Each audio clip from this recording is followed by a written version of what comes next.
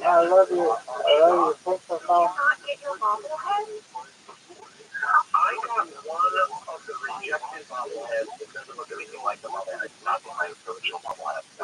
I see. And I asked to go shape of the painting, the white painting with the words on Chairman Mao. Yeah. And that wasn't happening either. Well, Wayne, you've gone into so many awesome things. We would love to talk to you about your podcast, Metaphysical Milkshake. I listened to a great episode last night when you had Mike Schur on. Yeah. And that was so amazing, just talking about what is good, what is bad, and sort of like folded in his show, The Good Place, into that episode. But you and Reza are so thoughtful, and you're really asking life's big questions, and it's a great listen.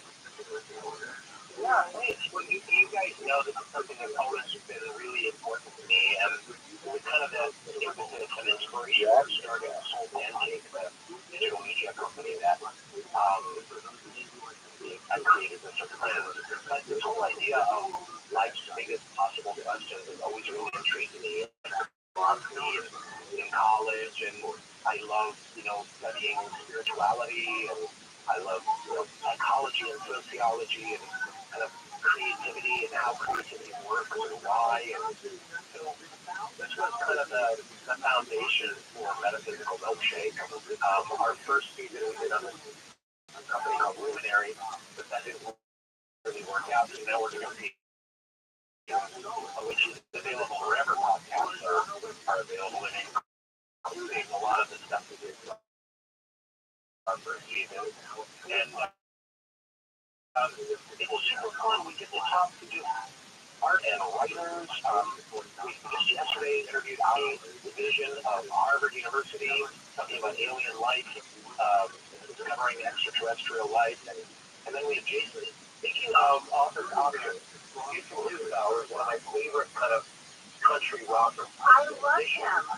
Yeah, he's so great. Yeah. He came on the show talking about what music is, where does music come from. Oh, I need to listen to that one. He years ago, he bought his wife scissors from the NBC auction. Oh, wow. Oh, my. Isn't that crazy? Yeah. Well, Rain, I listened to your interview with Adam Grant, where you discussed this concept, what if I'm wrong? And this idea, our resistance as people to consider that you might be wrong. Or even what I loved when you guys talked about how when you know you're wrong, but the cost of admitting you're wrong, that idea of there's that social cost. Oh no, if I admit I'm wrong once, people will paint me with a brush. That's the person who gets things wrong. I mean, it was so thoughtful. I love that kind of introspective discussion that makes me think about things that maybe I wouldn't have thought of otherwise. It's a great podcast. I'm glad you brought that one up because I feel like kind of where our country is very stuck in kind of two sides that are convinced they're 100% right, and no one's really talking to each other and learning and listening from each other. And when you go to life's biggest questions, these are the questions that we've been asking since the caveman days of ancient Greece. Why are we alive? Do we have free will? What's the meaning of it all? And these discussions can unite us. So that's really the whole purpose, is to unite people by getting young folks thinking about talking, wrestling with, the human experience. Well, Rain, at the end of your podcast with Reza, you guys do this sort of rapid fire of questions. And I love when you ask people, when do you most feel connected to the universe? I'm paraphrasing, but it's something like that question, right? So when do you, Rain, feel most connected to the universe? Wow, you're okay. You're hitting me with my own weapon, which you said. See, that's a profound question. I got it. If I was opportunity to be on the stage and say, fuck you, Crosswalk, and fuck you, New World Auto. We are the people who are born free. We will stay free, and you and all of your global friends, including everyone in this room, and go fuck yourself. And I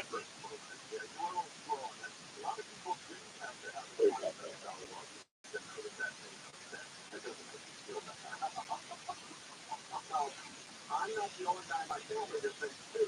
Oh, I was able to get millions of dollars. That's what so I meditate as part of my academic breakup. It almost cost me $25 million. That's the good. Yeah.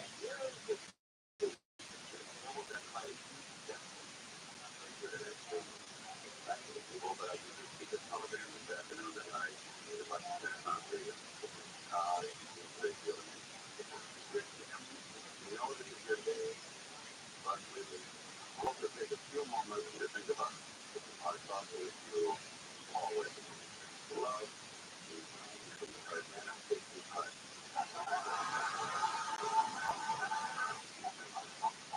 Money for the whole family. So now facing a new heart playing hole. We put the battle we know and the glory of the old self.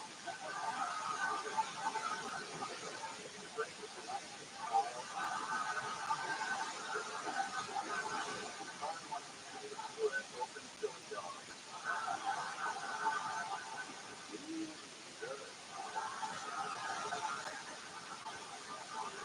Long to bring their brains to the joy.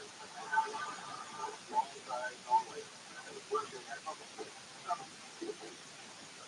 fine. So they got they got out the part where they could have to. What he did, Bernie Anderson, who my dad was good friends with in Cleveland, Ohio. And my dad and Bernie, they worked together in Cleveland. And I think they're not going to how they try to make them together. So he's his best friend for many, many things. And his son happened to call Tommy Anderson. And there's that kid. So Bernie Anderson said, hey, give me a shout out if you bring the award. And my dad said, I didn't know that. I think I wanted Tommy to do that. So at the end of that telegram you bring for starting to take your life, you gave out earnings that you talked about. Oh, that's great. Oh, it is. 818-980. I remember the rest numbers. I can't say numbers. 918-980. Blah, blah, blah, blah. You get out of life. Unfortunately, it's the last number by 150. And you gave out the number to a really big call. It's hard. We got thousands of calls because they ruined their business. They went out of business without they wanted to do it for 20 for 25 million dollars. That's what they wanted. The lawyers behind it. It was out there. They went through a trial and they settled out of court for a pretty easy and an apology. Wow. And so the judge, you're right. So that's a great story. That's funny. It's not funny. It's funny. Yeah. How do you get to the bottom? All right. Well, it's not no funny, Dad. It's really similar to these people. Oh, that's great.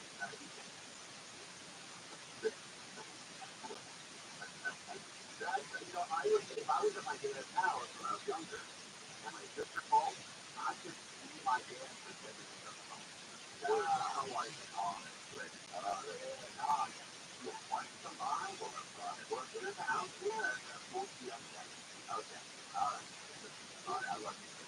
You were getting older, and you were become a grown up, and you would get that nice thing like that. Well, it's not like people would go, Marco, and I go, no. Yeah. Well, before that, it was like, hello. You know. But now my sister Ellie and my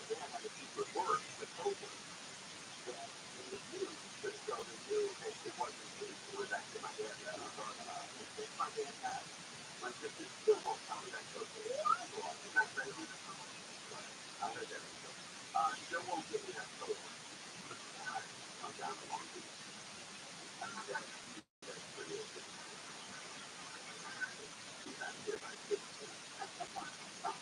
right, we're live on KFI. Simon Thompson, more now with Flo.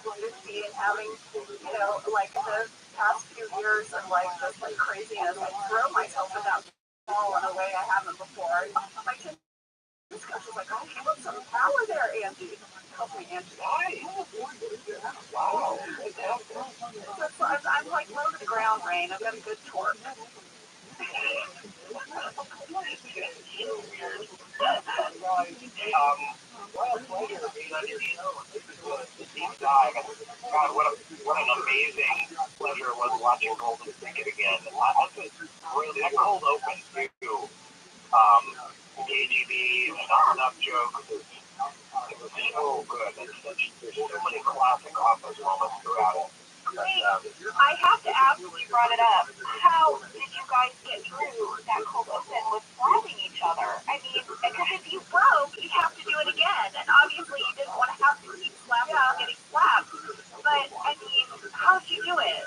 People always ask us, how do you do the straight face? I didn't give a straight face. You did it, Ray. You did it. Because I watched the blue person, and you were one of the top breakers. I slap all the time. Between John and I, we would just make each other laugh. We could look at each other's eyes and know a laugh was coming. I don't remember, but I am here, especially that little laugh section when John was like doing the KGB. I'm sure I was crying with laughter. We had to I mean, listen, the bookend of this is that it starts with the KGB and it ends with the KGB and the tag. And you're going back and forth with the time when he's like, I'm busy. You're like, I'm about 12:45. I was like, I know those guys were laughing. Yeah, I'm sure it's going to be bad. Oh, Ray, thank you so much for calling in and chatting with us. We love you. You are our most frequent guest on Office. Yeah, that is your title. If you love wow. And we love you, Rain, and we love you. We love your heart. We love, you have such a heart for service, Rain, and I've always admired that about you. And we're just excited to like see your metaphysical milkshake, and I love it because then it's kind of like, you're in my bathroom with me. No, that's weird. Like I was like me as I got ready. So you know what I mean. You guys are the best. Congratulations, office ladies. I hope it launches an Oprah-esque empire for the two of you. Thank you. Oh, receive that. We love you, Ray. We'll talk to you soon. Take care. I want to meet Alma. Yes, come over and meet the Blue Box. I will. All right. Bye. Bye.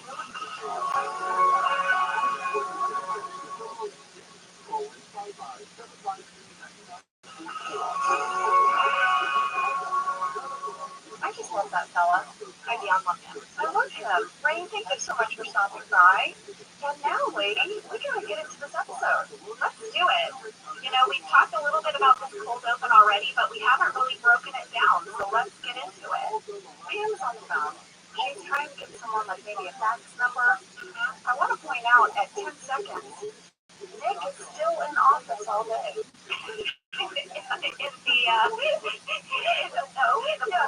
There's the same post-it note from last week. It's on the 10-star post-it paper. Nick in office all day. He's still there, folks. So Michael's gonna come over. He's messing with Pam. She's trying to give this phone number. He's like 5-9-3-2, like trying to mess her up. She hangs up. She's like, Michael, that makes us look so unprofessional. Yeah. Well, he can't wait. He's sitting there because he has a really good knock joke for her. That's right. Knock knock. Who's there? Buddha. Buddha who? Buddha just bread for me. And then he sips a stick of butter. It's been in his hand. It's not even in the wrapper. I know. I'll have you know, it was not scripted to be unwrapped. But on the day, we just thought that would be really funny. And originally, my line in the script, when I look at the butter and everything on my desk, I was supposed to say, "You're making a mess." But I changed it to, "There's butter on my desk." Yeah. And I thought that was like such a great little find in the moment when we were rehearsing. It's very Pam, though. It's like people leave trash on your desk. All the time. Things that you. It's just a statement. It's like resignation. It is. Now there's butter on my desk. That's my day today. Well, Dwight is super excited about this knock knock joke, and he lets in on the fun. He's got a great one. Yeah, he's like, Michael, please. And Michael doesn't want to hear it. He's like, please. And I just feel like we got to hear Dwight's knock knock joke. Let's do it. Please. All right. Knock knock. KGB. You are off the question. What the hell was that? What are you doing? What are you doing? It's like this laughing fest, and then Jim has to get in on it. Yep. Do we need to hear that one? No more knock knock jokes. That's it. I'm not answering it. No way. It's a kid, Jerry. I'm not answering that. You answer. I'm not going to answer. I'm going to answer it to KGB. The KGB will be for no one. It's true. And there's the "it's true." And there it is. Well, now we're going to start the main plot of this episode. Michael arrives to work dressed as Willy Wonka. He's so excited. He points out the jelly beans. What are these? Pam's like, jelly beans. She's like, no, they're extraordinary jelly beans. He's like so ready for his performance. And he shares that he's put this golden ticket 10% off in different boxes of paper. And someone's going to get it. And their day could be full of whimsy and excitement and fantasy. Here's what the golden ticket says. What? This whimsical promotion saves you 10% off your total order with Dr. Nicholas, Scranton, Pennsylvania. That's what it says. This whimsical promotion. In the conference room, Michael is just like already taking credit for his great idea. It's such a great idea. He needs everyone to come in the conference room and talk about how we need more good ideas like this one. He says, and this is like something like people that need to crack me up because it might be the best idea ever. And like the history of ideas. Okay, buddy. Here's what I don't understand. He's written on a board, marketing, greatness, Michael. I didn't get it. It was very amusing to me. Well, his job office to profile-a-date. Great idea. I guess so. He really wants the group, though, to tell them their golden ticket idea. He knows his golden ticket. A golden ticket? Yeah, Jim's like, well, we could rent out our trucks. He's like, no, Post-it notes, right? Golden ticket. NASA, lots of golden ticket ideas there. Andy's gonna say Golden Girls and a few other things that start with the word gold, that start with golden grams. Look over your shoulder. Angela Martin, 1 minute, 59 seconds. Major eye roll at Andy. Angela eye roll. Yeah. She thinks Andy's an idiot, guys. She was only engaged to him just 2 seconds ago, but she's over it. Well, now we're going to move to the kitchen. Andy and Kevin are at the table. Pam and Jim are over by the counter. And Kevin really wants to ask out Lynn. And he's just getting a lot of advice from these guys. Conflicting advice. I have 2 background catches that just delighted me. Oh, all right. Number 1, these guys are both eating donuts. I noticed that, and I swear to God, those are the donuts we got every morning. Because Kevin's donut is my donut. The sprinkles donut, yes. And Andy has the powdered sugar. Okay, background catch number 2. I love it when our show does this, when it takes an object from a prior episode and pops it back into a new one. Ready? For a minute? I think I saw it too. Kevin's coffee mug? Yep, Kevin's coffee mug is the same mug that Kelly gave to him at her customer survey party. You know, everyone's facing the big star. But what about Andy's mug? Andy's mug is the same one from Moroccan Christmas. And it was featured in the deleted scene I talked about when Jim and Pam decide to shop within the office for each other because they're so broke. Jim goes up to Andy and asks him about his mug. And it's in the bloopers. It was also in the script. 2 coffee mugs from 2 prior episodes. I love that. Well, later in this episode, if you look at Oscar's stuff, he's going to have his America's Got Talent mug too. Love it. Well, this whole Kevin and Andy and Jim and Pam storyline was much bigger in the actual shooting draft. There are a few deleted scenes and things I want to share. First of all, this is the scene that would have set up this whole storyline. It's at the beginning of the day, and they're getting in the elevator. Kevin, Jim, and Pam, and who rushes in at the last minute because she works in the Scranton Business Park. But Lynn, can we hear it?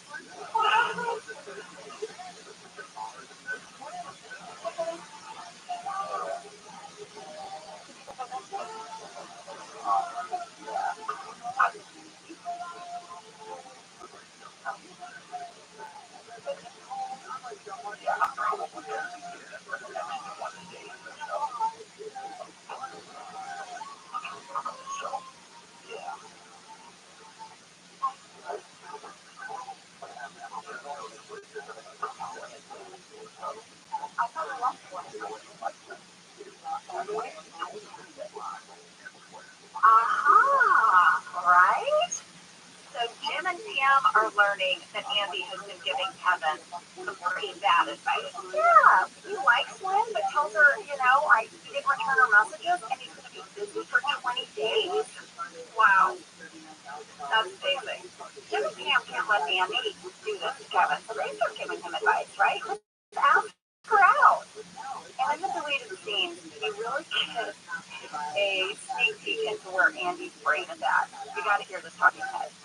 I was raised in a just mess around with your butt. Beyonce is me. That doesn't work.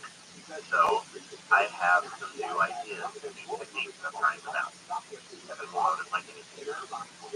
Oh man, I wish that had stayed in. Doesn't that explain it all? It does. I mean, I think I was able to realize that the reason that Andy is being this way is because he's still reeling from his breakup with Angela, but that really would have been great. I know, because, I don't think Andy's a bad guy, but he's clearly hurt and acting out and using poor Kevin.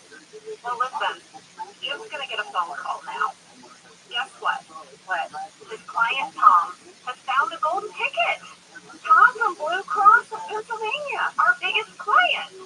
Oscar, how much is that going to cost us? Michael wants to know. It's going to hurt a bit. Well, what about this? Guys, Tom found all 5 golden tickets. Holy moly. Did they say one per customer? Nope. Our biggest client just got $50 50% off their total order with us. I mean, this is a huge win. Talk about winning the golden ticket. You won all the golden tickets. You won all of them. This made me think, Jenna, have you ever won like a really big ticket item? I don't think so. I called my mom because I know my Aunt Anne has won things. Like she signs up for, raffles and things, and she's won trips. Really? Yeah, she's super lucky. And I was like, Mom, doesn't Aunt Anne win a lot of things? And she said, well, your dad won a very big ticket. What did your dad win? And I was like, Mom, what are you talking about? She said, well, this was before you were born. And, the story just reminded me so much. One, because my dad passed away, and so any new information, because you play every number, you look at everything, but anything that you hear about someone you loved who's no longer with you, it's like this beautiful, wonderful thing. So my mom said, oh yeah, before you were born, we had just moved to Lafayette, Louisiana, and the school was having a fundraiser, and they were raffling off a brand new pink station wagon. And she said it had a cream white top, and your dad donated some money and signed up, and he won the car. Your dad won a pink station wagon, and she said, and it was a very good car, and we drove it for a long time. Do any of your sisters remember this car? I was like, my sister Billy said she remembers it. I was like, oh my goodness. And my mom was like, I know we have a picture somewhere. I said, Mom, please. They have to see it. She said, oh, Anne, your dad was so tickled that he won that car. And he was so excited. And she said, and it was a light pink with a cream top. And they drove it around for years. I love that story. I know. It made my day. I have been pitching for years a documentary series that I call Little Winners. And it is all about people who have won the lottery, but raffles, and they get something like this car, or like a new recliner, or like a trip, right? And how did it affect their life? Well, Little Winners, no one will buy it for me. No one wants to make it. I pitch it all the time. Why will no one make Little Winners? About it. Here's the thing. I like to think about my parents. They were young parents. They had 3 young girls at this time, and what that car meant to them. And then I also think about the car dealer there in Lafayette, Louisiana, and how the school, probably the superintendent, was buddies with the guy at the dealership. And was like, what do you got that we can raffle off? And he's like, well, that pink station wagon, I can't, no one wants it. We can't sell it. It's a write-off. Yeah, I'll give it to you. Okay, amazing. So Michael is spiraling out, though, because he's realizing Blue Cross from Pennsylvania getting this many golden tickets. He's going to get fired. And Jim is upset, too, because that's his commission. Oh, right. Right? So Michael is going to storm down to the warehouse. I love the beginning of this scene. This scene is brilliant. He goes barreling in going, hey, you idiot. Daryl. And Daryl says, start over. This is so good. I was like, I'm keeping that. I am keeping that. The next time one of the kids has a moment where they're sassing me, I'm going to be like, start over. Exactly. And then Michael comes back with, sir? That was all in the script. I looked that up. So did I. Michael's like, Daryl, how could this happen? He says, I put 3 pallets on the truck for Blue Cross every week. Where were you putting the boxes? Were they near each other? Mike was like, you need to ask me something. I need you to be honest with me. What is a pallet? So good. David Wallace was not happy. He calls. Pam takes the call. But Michael is sort of sneaking out of his office. He's taking off his Willy Wonka outfit. Yeah, he's getting rid of the evidence. Yeah, he's like, I am not here. So Pam has to say that he's at a civil rights rally at the Lincoln Memorial, which I want to point out is in Washington. Yeah, he's gone to Washington, D.C. I guess. In the same day, he's going to go to a civil rights movement in Washington, D.C. and get a colonoscopy in Scranton. Exactly. Well, Michael tosses his Willy Wonka costume into a dumpster. He's now wearing a Pioneers football shirt. And I had to look this up.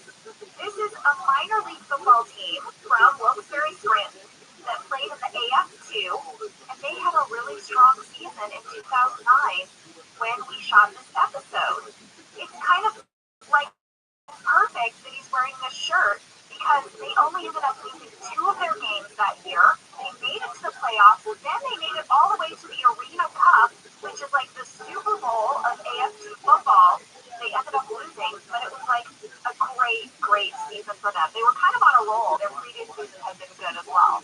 I love it.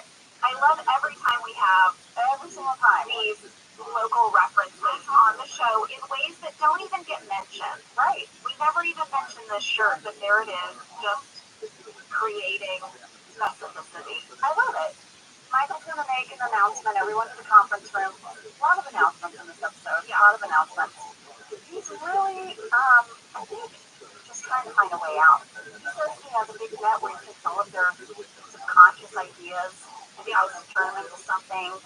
And Michael's like, guys, they're not going to fire us. We're fine. And Oscar's like, what do you call shutting down a branch? And then Michael says, someone needs to come up with a golden ticket idea to get them out of this mess. You know? And Pam says, you need an idea that blows up in our faces later. So that kind of idea is from Pam's staff. That is from Pam's staff. So while Michael's up at the top of the conference room, he's wearing a suit jacket. And I'm thinking, where's that come from? Because the last time we saw him, he was at the dumpster in his Pioneer football shirt. Right. I looked it up. It's Andy's jacket. He's wearing Andy's jacket, and there was a bit at the top of this scene that got cut, where as they're entering the room, Michael says, Andy, give me your jacket. You can do something for me. I want your jacket. So that is why he's now wearing this odd jacket over his football shirt. Well, he's got to still look like the boss. That's how it's going to be now. Not that. It's David Wallace. Pam says Michael's having a colonoscopy. I'm not sure that David Wallace believes it. You think? Because he was just in Washington. Michael gets on the phone with him and literally is reading off the procedure of how you give a colonoscopy on the computer. It's pretty amazing. But now it is clear. David Wallace says the company is going to lose a lot of money. How did you let this happen? Whose idea was it? Someone's got to pay. It's a terrible idea. Michael tells David Wallace it was Dwight. Just so devious. I know. Oh, Michael. It's like David Wallace is just naming people. And he says, was it Dwight? And Michael's like, yes. Well, now Michael has got to convince Dwight to fall for him. And so he's going to get out his diary. He's going to say, Dwight, I wrote it down that it was your idea. He's trying to convince Dwight that Dwight is remembering wrong. What happened this morning? Now, Dwight runs to get his diary. It's like the dueling diaries where they're going back and forth. Michael realizes he's not making any headway with this whole diary business. So he says, would you like to go out to lunch with me? Just the two of us. Oh, and Dwight says, all my heart. This scene continues in the script, Jenna. So after Dwight says, with all my heart, he says, but I already ate lunch. And Michael says, it's 11 a.m. Dwight says, as a farmer, I eat breakfast at 4:30. At 10, I'm famished for lunch. If you wait 3 hours, we can have supper, maybe. Michael says, no. How about we do something else you like? Jenna, did you notice there are no scenes of them at the restaurant? They're supposedly going to have lunch, right? Because in the episode, Michael says, go have lunch. You don't know that Dwight's already eaten. All of that's been cut out, right? And then the remainder of their scenes, they're on the side of the road. They're taking a walk. Well, here is the scene that was in the deleted scenes that I just love so much. Of all the things that Dwight would want to do, guess what he loves to do? Go for walks. Oh, maybe no. He likes to stroll. Okay, let's go take a stroll together. I'm using my phone. So, because you can't call them walks. Do you want a stroll? Yes. You want power stroll or just a regular stroll? You call it. Power stroll. You bring some water? Yes. Yep. You want it? It's like water. I'll grab my tube. Okay. Oh, he loves a stroll. Clearly, it's like a whole thing with him and Michael, calling it a stroll or a walk. Then there's another scene where they're down in the lobby and Hank is there. And Dwight is putting sunscreen on Michael's face. And Hank looks up and deadpan says, "You found somebody to go on a stroll." Ah! And Dwight goes, "I did." And Hank goes, "Nice." This is amazing because we got a ton of mail because people were pointing out Dwight's shoes in the scene when he is walking, aka strolling with Michael, tons of people said, why does Dwight have on very white, very non-white trainers? Like, where did these come from? And I looked in the script, and it says Michael and Dwight are walking. Dwight is wearing sneakers and walks with his hands clasped behind his back. That was like a script note, but I'm sure it was all based on this backstory that Dwight strolls 3 times a week. He's got his sunblock, he's got his shoes, he probably has a little bag he takes to work. Clearly, Hank knows how much Dwight loves to stroll and how he's been looking for a stroll buddy. I love it. I love it. You know, it tickled me. Well, this stroll is not going to convince Dwight. Dwight says, I am not going to fall on my sword for you. It's not going to happen. I've done it before. Yeah, I don't know the sword, and it wasn't pleasant. It wasn't. Michael makes a pretty big speech to Dwight. He's like, listen, why would you want to stay here? Yeah, you're cooped up. You're not even dating Angela anymore. You have a whole farm. Yeah. And he says, you know, on the other hand, I would be lost without Dr. Mifflin. And Dwight says, what about Shula La, Michael? This is a Mindy Kaling thing, for sure. This has Mindy Kaling written all over it. And then Michael has a talking head where he says, I have an idea for a fancy men's shoe store called Shula La. And it's just men's shoes for the special occasions in a man's life, like the day that you get married, or the day your wife has a baby, or just for lounging around the house. Yeah, well, we got some mail from Kayla G.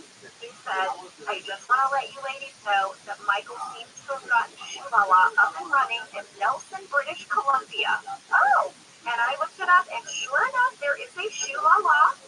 According to their website, they are a boutique shoe store offering exquisite leather footwear and handbags from all over the world. They are a family-run business that has been around since 1983. Well, I want you guys to know that there is a Shula La in Lafayette, Louisiana. I saw that right there where I was born. Lafayette. And you know what? I love the slogan for their shoe store. If you go on their website, it's a clothing boutique and shoes. But their slogan is, life is short, buy the damn shoes. That is amazing. So there are 2 Shula Las, Michael, but none of them seem to sell men's shoes. Oh, well, I would love nothing more for Michael to have Shula La. Well, we have a great reverse talking head. Yes, I noticed. So Dwight is in Michael's chair, and you pull back to reveal Michael perched behind him. Basically, in this talking head, Michael's like, he's going to do it for me. He's going to do it. He's going to take the fall. And Dwight's like, no, I haven't decided. Well, folks in the office are starting to catch on. They get it. They know what Michael's doing. He wants Dwight to take the fall. And he starts gossiping about it. There's a scene in the kitchen, you guys, that was deleted, where Meredith, Kelly, and Angela and Oscar are all being real chatty. And Michael walks in and overhears it. And he's spying on them from the bathroom. Let's hear it.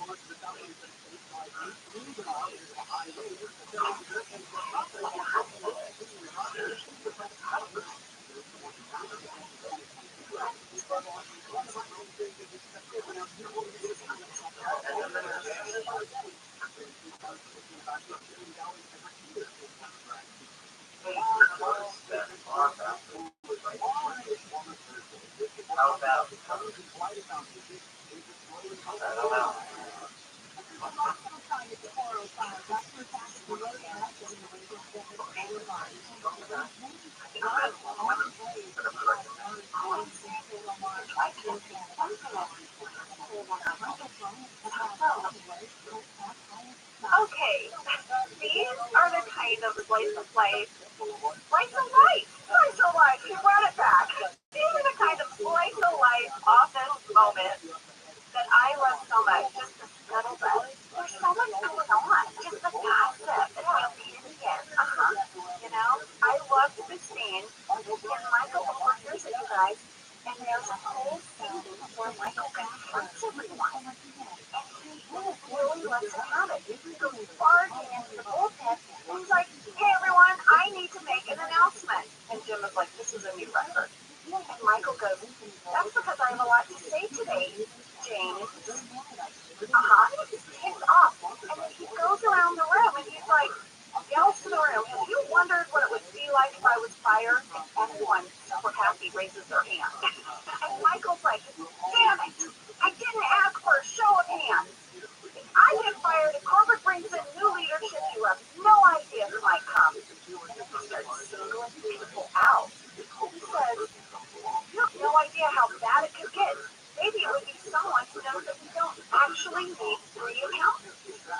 I remember shooting this scene now. Yes, it's in the deleted scenes.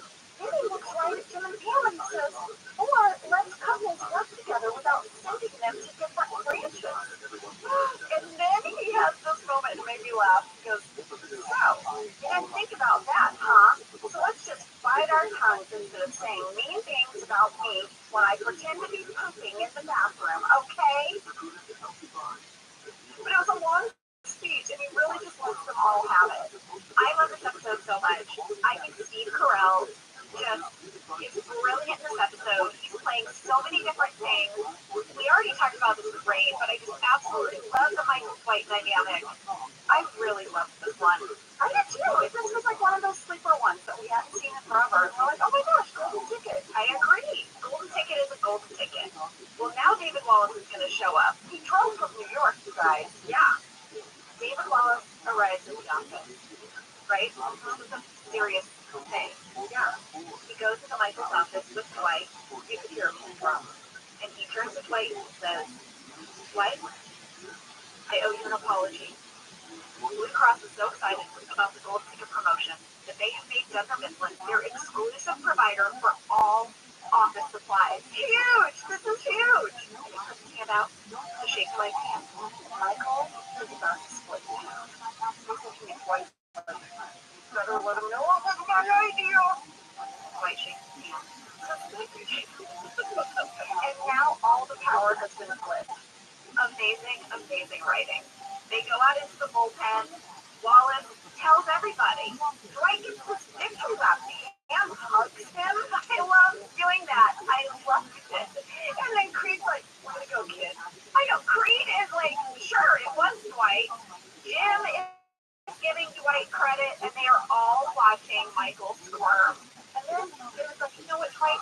You need to talk to the marketing guys in New York and corporate. We want to hear more of your ideas, more of your brilliance. Pam, can you set up that call? And Michael's like, I can be in there. He's like, no. You got things to do. Come on, Dwight. Being in that conference room for that phone call was a delight.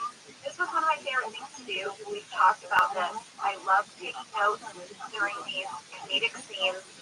And, pretty soon Pam isn't going to be the receptionist anymore.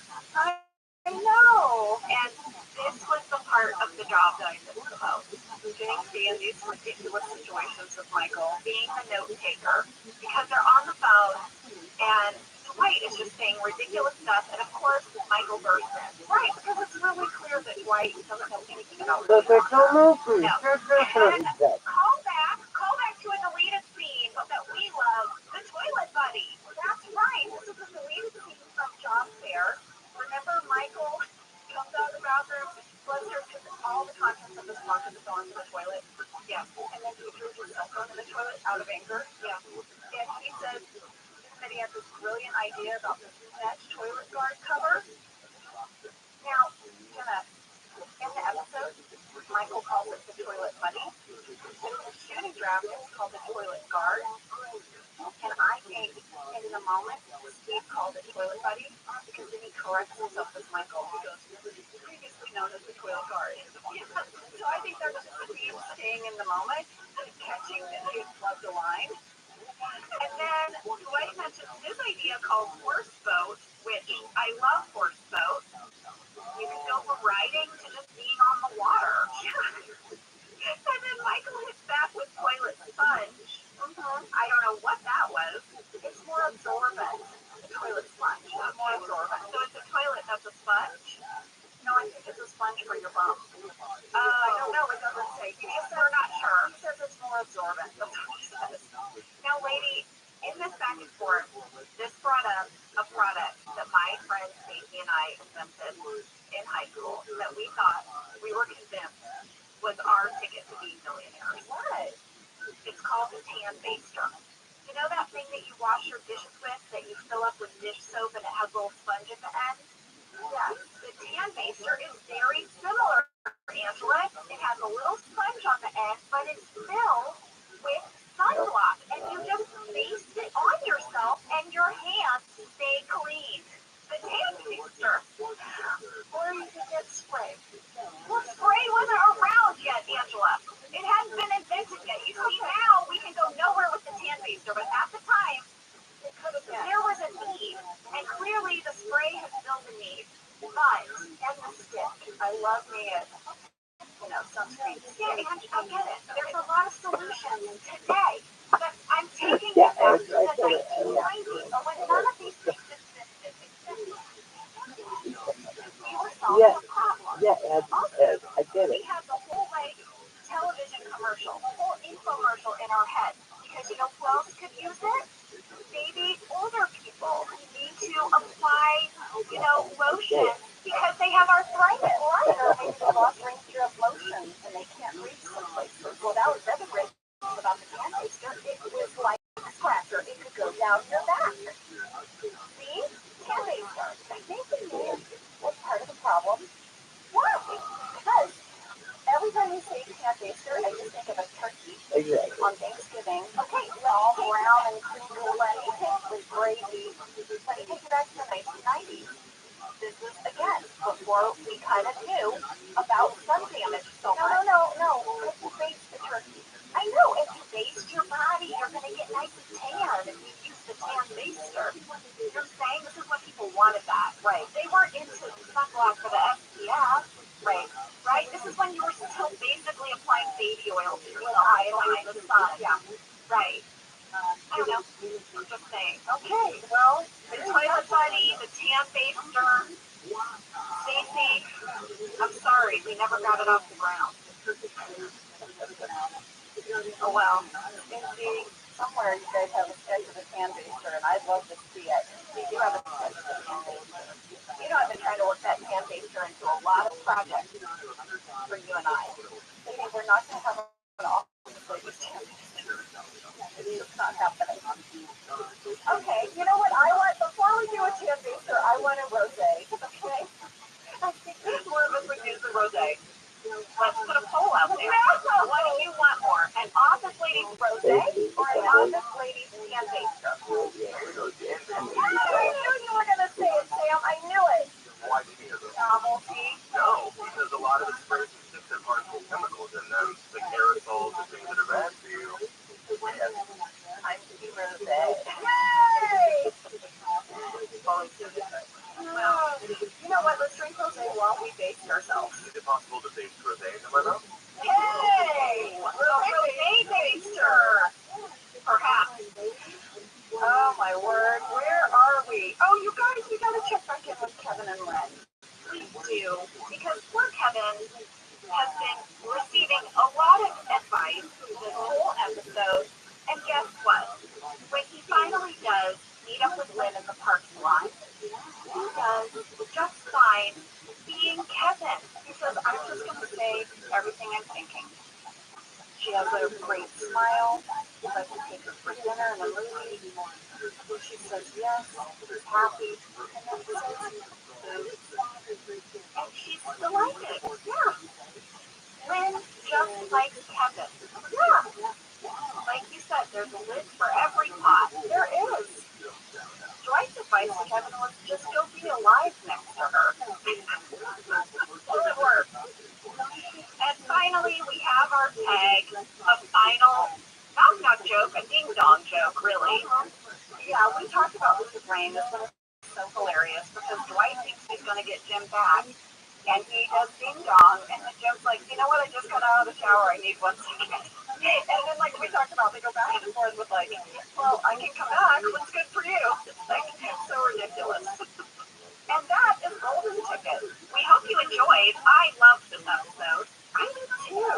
And thank you, Ray Wilson, for coming on our podcast. That just gave me all the warm fuzzies for the whole day. I really do want us to go over there. We have an office text thread. We talked about this, where the cast text each other.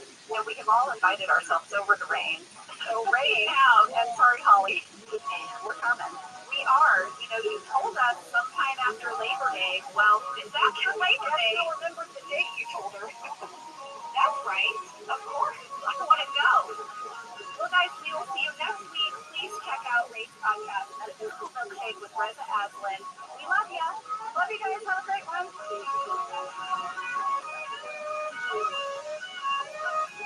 Thank you for listening to Office Ladies. Office Ladies is produced by Earwolf, Jenna Fisher, and Angela Kennedy. Our show is executive produced by Cody Fisher. Our producer is Kathy Jurgens, our sound engineer is Sam Keeper, and our associate producer is Ainsley Duberco. Our theme song is Rubber Tree by Creed Bratton. For ad-free versions of Office Ladies, go to StitcherPremium.com. For a free 1-month trial of Stitcher Premium, use code OFFICE.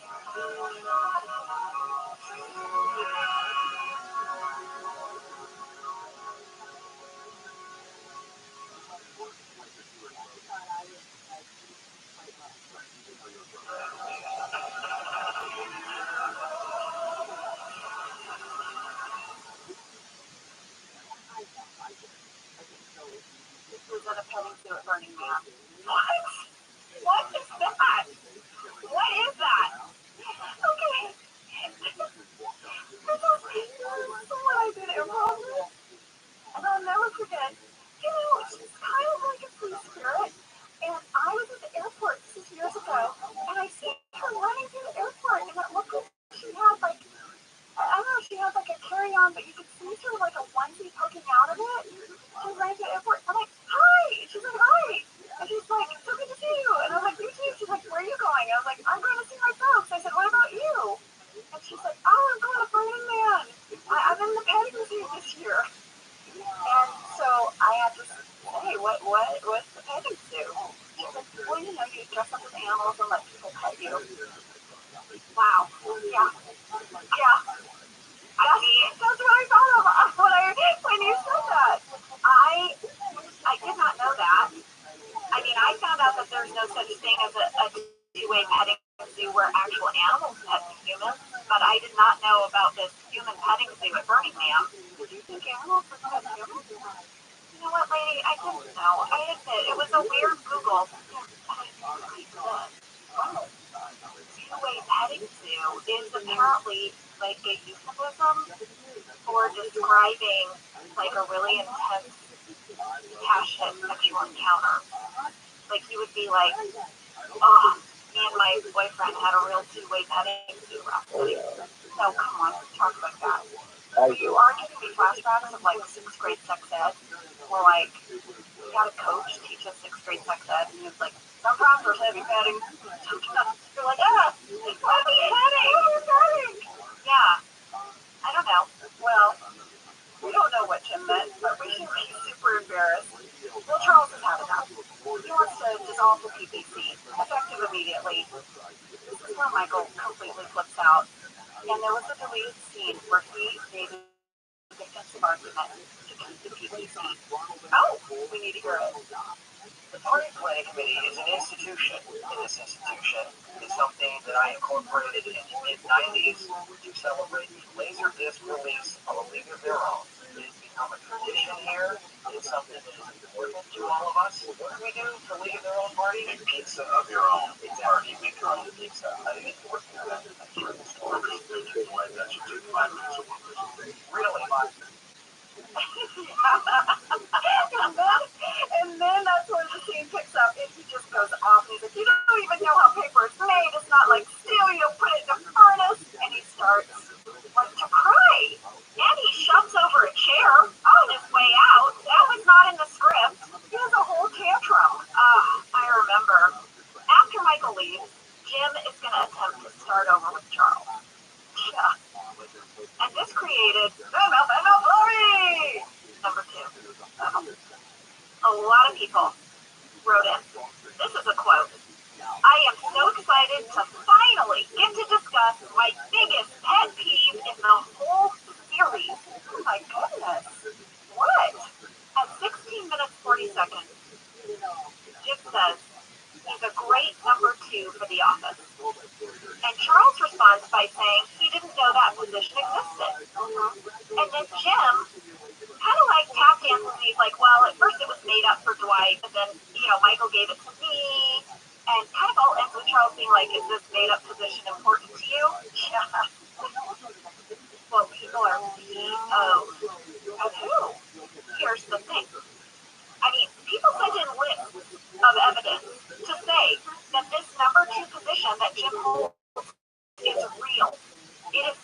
made-up position and that Charles should know that.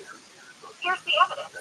In branch closing, Jan is talking to Jim about going back to Scranton, and she says, quote, "We'd like to offer you the number 2 position at that branch." In the merger, Michael is on the phone with Jan after firing Tony. He tries to blame Dwight by saying, "Bad advice from my number 2," and Jan says, "Jim is your number 2. I sent you a memo about this." In the merger, Jim confirms to Dwight that the job comes with a pay raise. Oh yeah. In Benihana Christmas, when Pam gives her Christmas gift to Jim, he turns it down, using, quote, his promotion as an excuse. Also in a Benihana Christmas, Dwight refers to himself as the ranking number 3, and he finally concedes to Jim's authority as ranking number 2.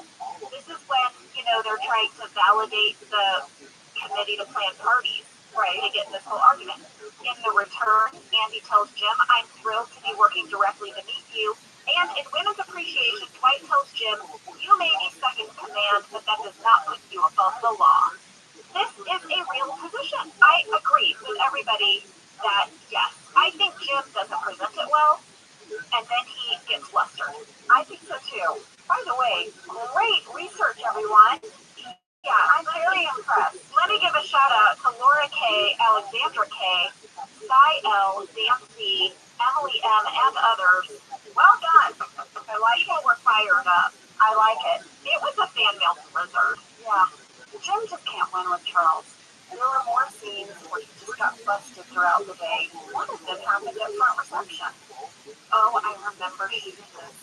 Can we hear that? You really don't like me. She was a dapper. I'm working so hard. Taking the phone that closed the sale. I have to take my contact list. Hey, could you update your contact list? What the hell? Today, I gotta wrap it up going out. Sorry, happy candy.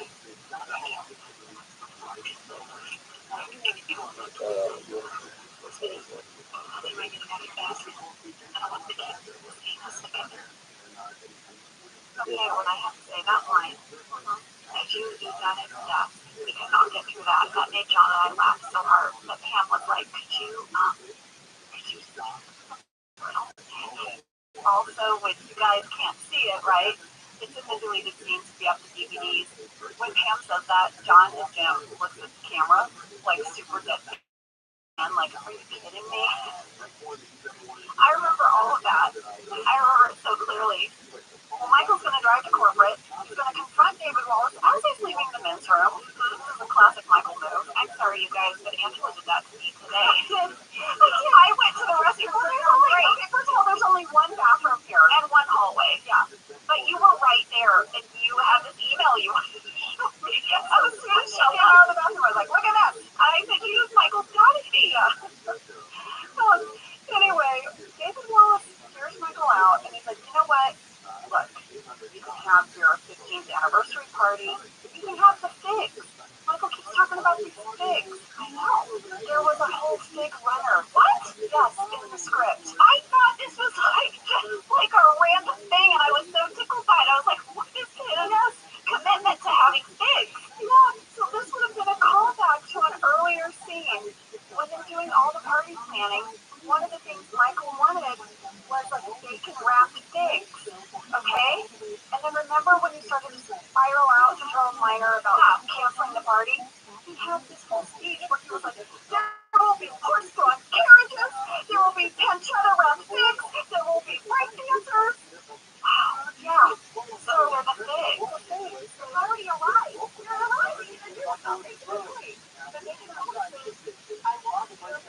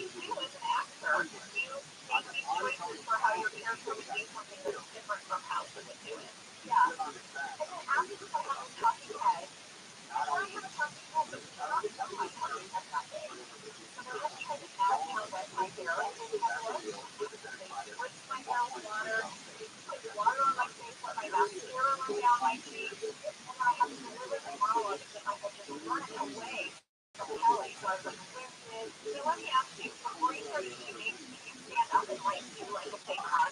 I've done that before when I have to enter out of breath. I'll do like a little jog in place. I was not. Oh, that's all. I didn't need it. I didn't need it. I just did this. Kelly has to do that drop. Absolutely not.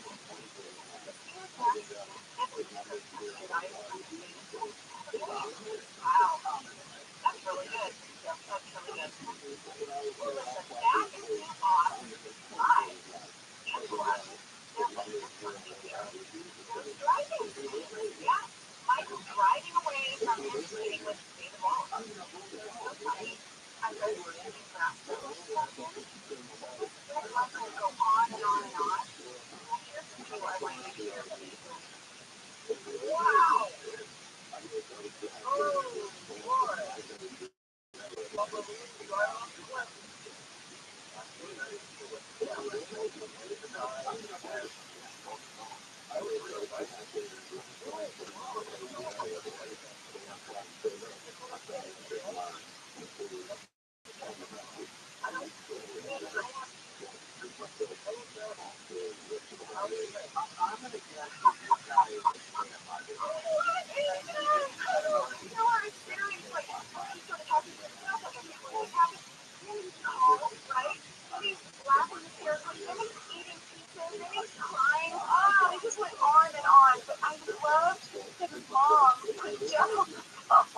What's up with Jeff and trains? Is there something where he talks about Jeff collecting trains at some point in an earlier episode? I feel like maybe, but that was in the tag. It would have been Michael in the car leaving New York and all these series of emotions and little snippets in his car.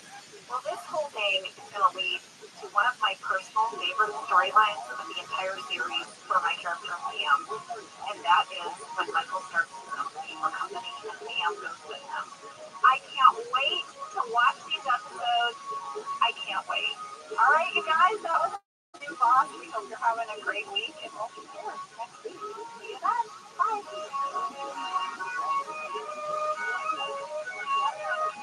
Thank you for listening to Office Ladies. Office Ladies is produced by Earwolf, Jenna Fisher, and Angela Kinsey. Our show is executive produced by Cody Fisher. Our producer is Kathy Jurgens, our sound engineer is Sam Keeper, and our associate producer is Nancy Bubico. Our theme song is Rubber Tree by Cleve Bryant. For ad-free versions of Office Ladies, go to StitcherPremium.com. For a free 1-month trial of Stitcher Premium, use code OFFICE.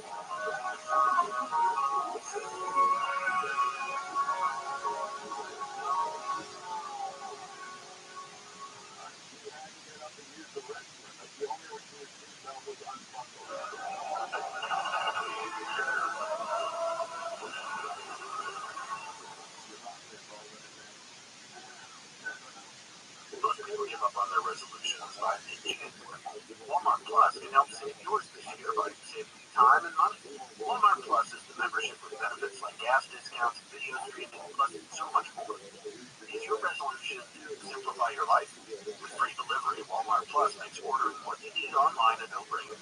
Join now. New members get $50 in Walmart cash to get what they need to help save their resolution. Terms apply. See walmart.com/plus for details. Whether your resolution is to save money, eat better, or stress less, HelloFresh is here to help you do all three. You guys know that we love HelloFresh. We've been using them for years. Each HelloFresh box is packed with farm-fresh ingredients. Everything arrives pre-portioned, which means less hassle and also less waste of food, because you really use everything in the package. Go to HelloFresh.com/OfficeLadiesFree and use code OfficeLadiesFree for free breakfast for life. One breakfast item per box while subscription is active. That's free breakfast for life at HelloFresh.com/OfficeLadiesFree with code OfficeLadiesFree. HelloFresh, America's #1 meal kit. I'm Jenna Fisher. And I'm Angela Kinsey. We were on The Office together. And we're best friends. And now we're doing the Ultimate Office Rewatch podcast just for you. Each week, we will break down an episode of The Office and give exclusive behind-the-scenes stories that only 2 people who were there can tell you. We're the Office Ladies.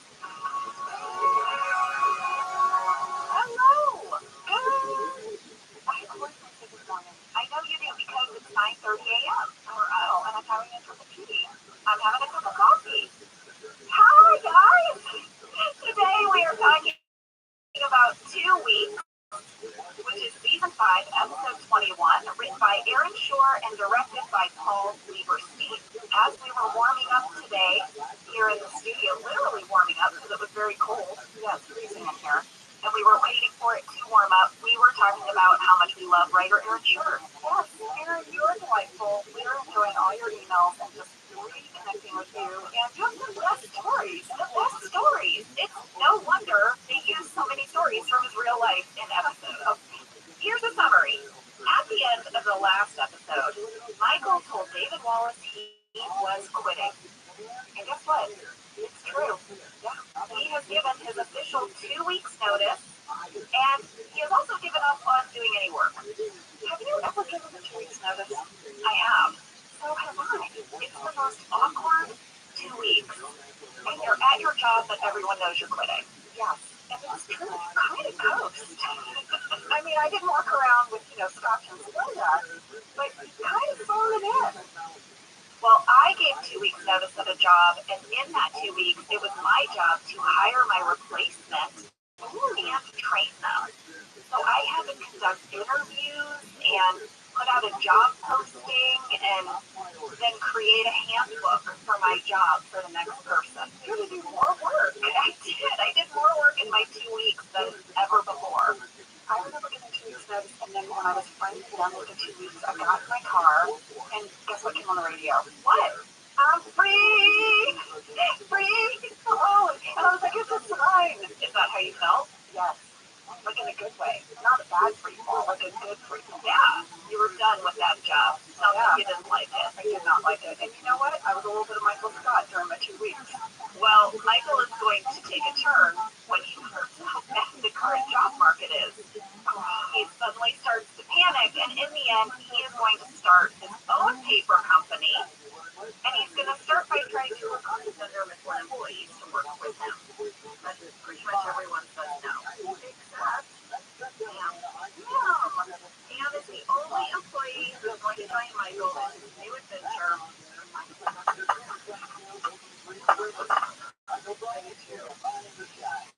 That's fact number 1. When I was looking at this episode, it aired on March 26, 2009. That was my sister's 30th birthday.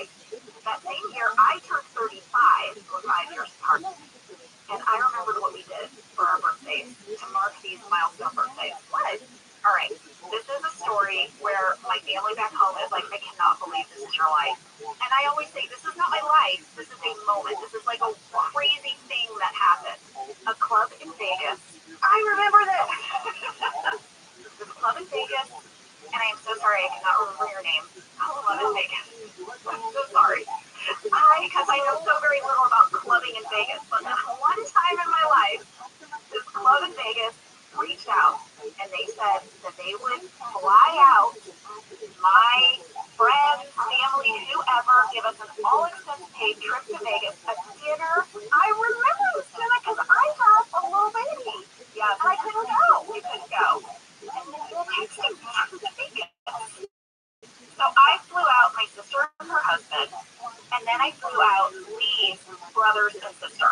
So it was like all of the brothers and sisters-in-law met in Vegas, and we partied hard, and it all kind of culminated in this club experience, which I'd never had before, with bottle service, sparklers, and cupcakes with my picture on them. Crazy, I can tell you. So I wasn't able to go. And then the next year, the same club, oh my gosh, club in Vegas. Or her name, I'm sorry. Same next year, really fun. We'll figure it out. We'll definitely tag you in a photo in our story. Figure it out. The next year, same club. Renee? With like an accent on the E. Yes.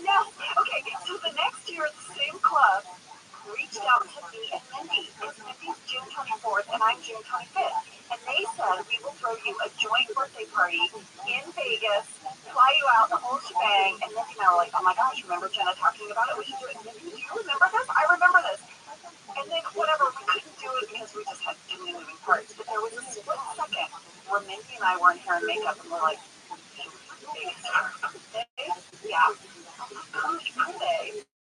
I think it's Friday. A delicious dinner, I have to say. Well, there in that casino club area. That's pretty dang cool. That's a great flashback. Moving along to fast fact number 2. You mentioned scotch and Splenda. Yeah. Tastes like Splenda, gets you drunk like scotch. Michael first mentioned this drink in season 3 Cocktails when he was having drinks at David Wallace's house. That episode was written by Paul Lieberstein. This episode is directed by Paul Lieberstein, so Paul clearly loves his scotch and Splenda. I found a recipe for scotch and Splenda, and I thought we should have it today. Shut up! You're not. Wait, I haven't had much for scotch. Oh my God, wait, Sam, did you know about this? Kathy? Kathy's getting the ice. Here's Splenda. No? Okay, and then I had 1 pancake for breakfast, only one. I thought we could drink it out of our own office lady's glasses. I love these. Okay. Oh my gosh, you can have sprinkles. I'll have the teapot. Okay. Sam and Kathy can have some Dundies. This is me opening the Splenda. Oh my gosh. All right, you guys, it is 9:57 in the morning. All right, so here's what you need. You need 1 packet of Splenda, okay? Oh my God. 2 ounces of scotch and some ice. I mean, I don't know what this is going to taste like. We're going to be here for a bit. All right, I'm going to open the scotch. It's really happening, guys. I thought this would be fun. Only Kathy knew because she had to get the ice. I made the ice here. Here we go. That's ice going in. Stirry. Okay. You guys know this is what my parents think my job is. No! Don't say that!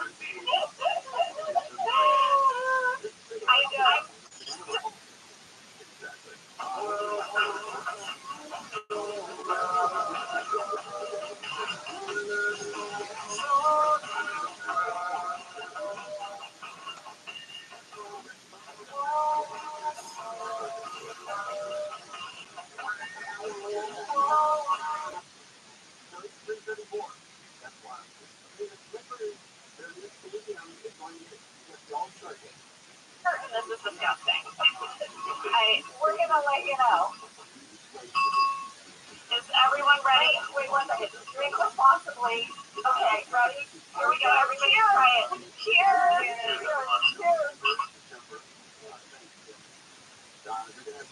Oh my God, you guys, it's not bad. I don't hate it. I don't hate it. Yeah. I don't hate it. I don't hate it. I would totally drink this to be driven to more. I am maybe going to ask for this the next time I go out. Okay, wait. If anyone asks for scotch and Splenda at a bar, I hope it shuts down. We need to go to Chili's and ask for scotch and Splenda. Yes. Oh my Lord. All right, guys. Cheers. Cheers. All right. Yeah, bring it back to chocolate. Wow, it's really kind of good. Michael Scott was onto something. I truly believed it was going to be awful, and I like it. I like it too. Sam thinks we should do a spin-off podcast called Scotch and Splenda. Where we talk about on that podcast. So. All right, fast fact number 3. Shortly after this episode aired, the NBC Office website sent out a mass email to all subscribers from Michael Scott about the fact that he was quitting Dunder Mifflin. Yes. And this is what it said. It said, as the manager of Dunder Mifflin Script, I learned 2 things. Everything about the paper business and that Dunder Mifflin is a sucky company. I am taking that expertise and creating the Michael Scott Paper Company. I cannot promise success, but I will promise you the best effing time of your life. So anyone who subscribes to the website got that email. So is a vein. I know it's going to come later, but we're just like, this is interesting on decline. And Michael's like, I frankly invented the decline. Like, this is the kind of energy he's going into his new business with. Oh, well, listen, that's all I've got for Fast Facts. A story about Vegas, a little Scotch and Splenda, and a surly my favorite fastbacks we've ever done. The discussion Splendid might have had something to do with it. Well, why don't we take a break and we'll come back and get into this episode. Let's do it.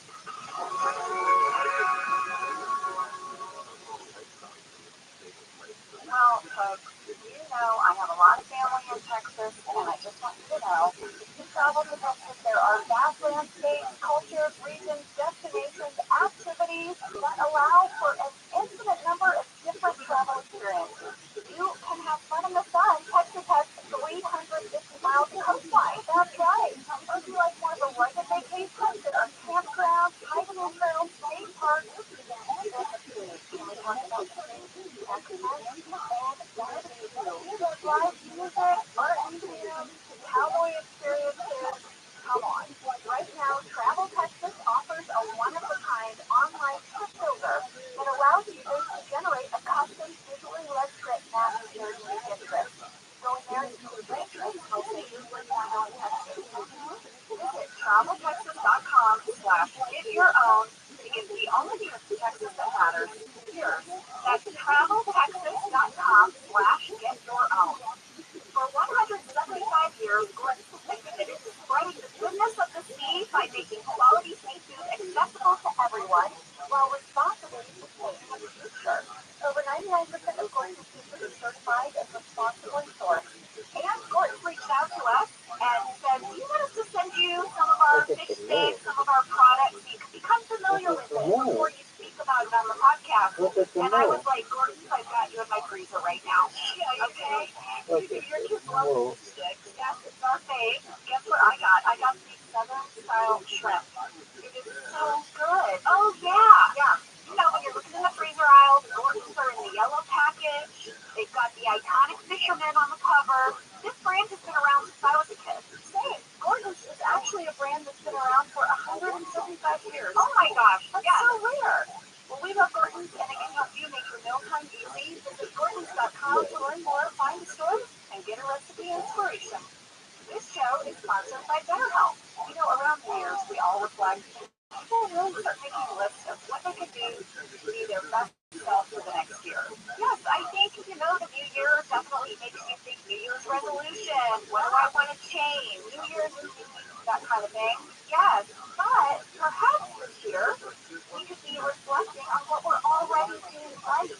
Yeah, and therapy can help you figure out your strengths so that you can ditch this idea that you need some extreme change or this extreme New Year's resolution and just, you know, you can make changes that really stick because they're based on your strengths. I like that. If you're thinking of starting therapy, it's BetterHelp to try. It's entirely online, designed to be convenient, flexible, and suited to your schedule.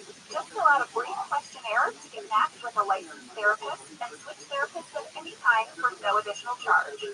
Celebrate the progress you've already made. Visit BetterHelp.com/OfficeOfTuesday to get 10% off your first month. That's BetterHelp, HELP.com/OfficeLady. Alright, you guys, we are back. Michael is holding court, finally, in the kitchen. He has everyone's attention. He's telling them the story of how he quit. How he went to New York and quit and told David Wallace, I want you to know this is called the Purple Cold Oven in the Chronicles of the Office. Why is it called the Purple Cold Oven? I will tell you, Jenna. Angela Martin is wearing a purple turtleneck and a purple cardigan. Pam is wearing a purple top under her cardigan. Kelly is wearing a purple striped button-down shirt. Oscar has purple squares on his tie instead of fake purple stripes on his shirt. Stanley has purple stripes on his shirt and purple flowers on his tie. And Kevin also has purple stripes. I will have you know, when I saw this cold open, I noted the numerous jewel tones, but I did not break it down like that, and I applaud you. I just feel like, what happened? What was Alicia, like, where was her, she was in sort of like a, I don't know, a spring awakening mode of her life? Everyone had purple on in this whole kitchen scene, minus Michael. Everyone else had purple on. Just saying. I found it interesting. Now it's going to start. Michael is walking around with one of those goofy stretchy pants, your kids get that county fair, and then they smack them on the window, and that leaves the gooey residue. Michael's walking around, smacking pieces of paper, yanking it back. He messes with Phyllis's hair. I remember Phyllis broke on that. That's why you see her from the back, because she was laughing. Tucked it back into his suit pocket, and just the hand, hung down sadly for the rest of the scene. This is also when Michael is drinking his scotch and Splenda. Yeah.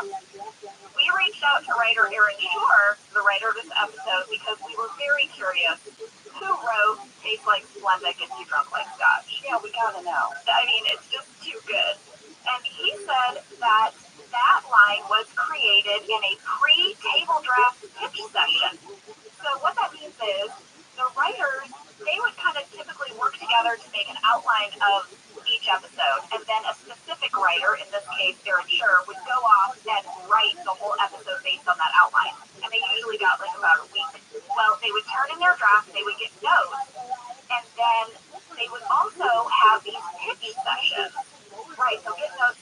Sometimes a few of the writers will be put in a pod to pitch on a certain element of the script. Yes, and that is exactly what happened with Scotch and Splenda. A few writers got together and they said, we want a really funny joke for this moment when Michael is walking around with a drink in his hand. And Aaron had saved all of the pitches. Stop it! Oh my gosh! Oh my gosh! What were they? Okay, so Kevin says, "Is that Scotch?" Yeah. And here are the various pitches that Michael would reply. Yup, from a fire truck-shaped bottle in my office. Or, better, Southern Comfort.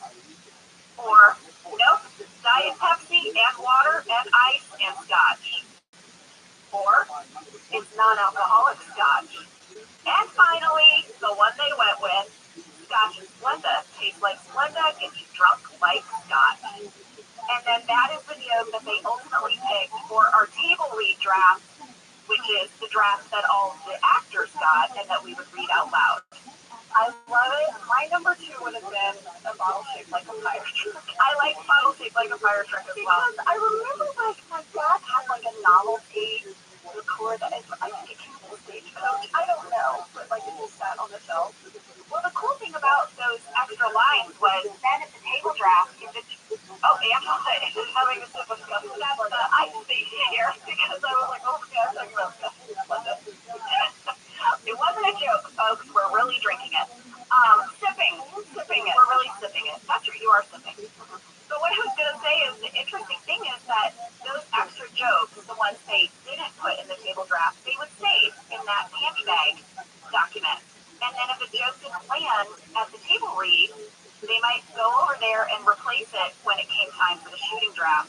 Or they would have us do it on set. Right, if we're alternate. Right. Sometimes I think the writers just wanted to hear them, just for fun. Even though they knew we weren't going to use any of them, they would hand you a page, and if we had time that day in our shooting schedule, we would just do a whole bunch of alts. And it was always so fun. Stanley thinks Michael should start looking for another job. Michael says he has a job, to which Andy points out for 4 more days. Yeah, Andy says you kind of got to get your act together here. Well, Michael has a talking head where he is not worried. I mean, what's he going to do? He's going to do a little bit of this, a little bit of that, and he's going to stop worrying about calories. So during this whole montage of people giving Michael advice, there was a scene in the shooting draft that didn't make it. And Kelly walks into his office and she's like, Michael, what are you going to do? You know what I would do? I'd move to Mexico. I'd live on the beach. I'd be naked. I'd make jewelry, have amazing sex, drink lots of margaritas.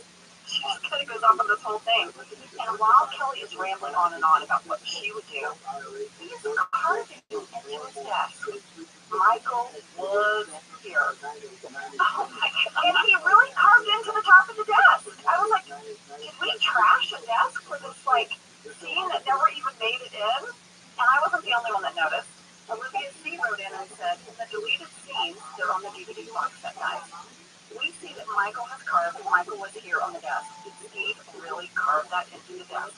Olivia, I have the same question, but guess what? Randy Cordray has the answer. He said our production designer, Michael Gallenberg, created a matching desktop out of the exact same similar wood. Wow, I know. That was laminated over the actual desktop because we were shooting out of order, and they couldn't have different stages of Michael carving into a desk in the episode, because then it wouldn't match. Yeah, so they just have this label at the top they would put on top, and then they would take it away. Now let me ask you this question, okay? That means that Beta, our script supervisor, would have had a chart, and on that chart, for each scene, it would say carved desk, no carved desk. She would have tracked when we should see the carving. Yes. But they didn't know they were going to cut this scene until later. Right. So, is it possible that we can see this carving on his desk throughout the episode? Maybe. You'd have to be close, right? Like over his shoulder. Yeah, but, I mean, probably not. They can't be track of all that. And then it didn't even get in. I'll have you know, Angela, at 2 minutes 48 seconds, we had a fan catch from Laura K. There is a blooming plant at reception. Laura, good cat. I knew it would make your heart happy. I saw it too, Laura. You know, the last time we had a blooming plant at reception was beach games. So you think this is connected to Pam? Pam is going to have her moment here. She's going to have another moment. She's going to bloom again today, like in beach games. Now, I know we talked to Steve Ducher, told us that it was a coincidence that it was a blooming plant for beach games. But Steve Ducher, again, with the blooming plant, Pam is blooming. I think it was subconscious. This is that group mind. That's what I was going to say. This is creative group mind. Well, Michael is now going to move into the kitchen. I guess he's hungry, so he's looking for some food. He's a little tipsy, and he's going to go hydrate the refrigerator. Who else is in there? Come on. In the script, he said that Michael takes out of the container clearly labeled Phyllis. But you know how he's eating it and he's like, Phyllis. None of that was in the script. Oh, really? Nope, Steve just improvised that. Oh, that's so good. Andy comes in and he wants to give Michael some wine as a farewell gift. It's actually a really nice gesture. It is. And Michael just doesn't give a crap. Michael would love it if Joe came in and gave him a bottle of wine. I know. But, you know, it's Andy, so it's like, I already have wine. It's like scenes I love because Michael's sitting on the couch right by reception and a man walks in. Interviewing for Michael's job. Yeah, Michael is kind of on the couch reading a novel. I zoomed in on it. I tried to see what it was. It's like a woman in a martini glass. It's clearly like a romance novel. No, it seems like one of those like books for women about, you know, claim your space. Sort of book. Yeah, like a motivational. Yes, that's what it looks like to me. I want you to know a couple of things. At 4 minutes 16 seconds, the blooming plant is on the move. It's been moved to the other side of the reception desk. Much better. Yes. The man who's interviewing for the job is named Mr. Isaac Sylvie, and Aaron sure told us that he was named after Aaron's kids, Isaac and Sylvie. That's so cute. Yes. He had originally named the character Mr. Engbritson, but Paul Lieberstein told him, no, name him after your kids. So that's how he got the name Mr. Isaac Sylvie. He was played by David Grant Wright, who has appeared in several episodes of Better Call Saul, Crazy Ex-Girlfriend, and Brooklyn Nine-Nine, and pretty much every soap opera you can imagine. David is an incredible actor, and I read his bio. He is a 27-year cancer survivor. Oh, wow. He wrote a one-man show called With Flying Colors about his cancer experience, which he has performed for the last 25 years, raising thousands of dollars for cancer patients. A good human alert. Yes, a good human alert. Fantastic. Well, in this scene, Michael finds out that Isaac has driven all the way from Philly. Michael's like, gosh, that's a heck of a drive. And Isaac said, yeah, well, so one of the people that's hiring is rough out there. And you start to see the realization coming over Michael's face. And then there was more to the scene. It was so good. I read it in the shooting draft. He has his resume out, Isaac, and Michael's like, can I see that? Michael is so blown away. He finds out that Isaac was the president of the company he used to work at. Wow. Yeah, and now he's driving all the way from Philly for a regional manager position. Michael is so blown away by his resume, he says, can I get this? And then he really starts to spiral. He goes to see Toby and asks Toby for resume advice, like how to beef up his resume. This made it into the deleted scenes. It's so good. Can we hear it? Toby, I have a question for you about a resume. So when I start with the most recent thing, that we're going to achieve, what have you done here? So I'm not going to do it. Okay, what's your title? How would you actually describe what you did? Change. Ushered in a new era of love and comedy in the workplace. Hired many, fired none. Made money, lost money. Not counting. This is our moment. This is our time. This next part should be fun. That made me laugh so hard. The scene continued. Toby said, how would you describe what you did? And Michael has this speech, and it didn't make it in. This is Michael talking about himself. Michael Scott always had a strange recipe for success. 2 cups of spirit, a half a thing of inspiration, 2 spoonfuls of love, a water bottle of danger, a pinch of praise, a dash of hope, a sprinkle of cinnamon, 2 packs of butter, a box of cake mix, and a little bit of cooking oil. Preheated. What am I describing?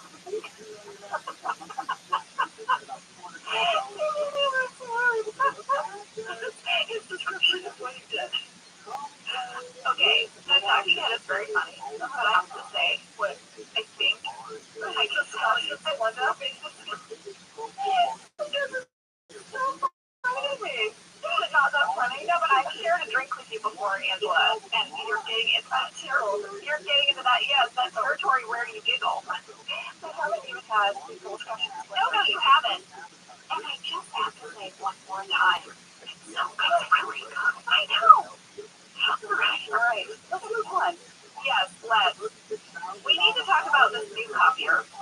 I guess, we have this whole runner about copier or chairs. We never saw them get their chairs, but they have gotten a new copier now.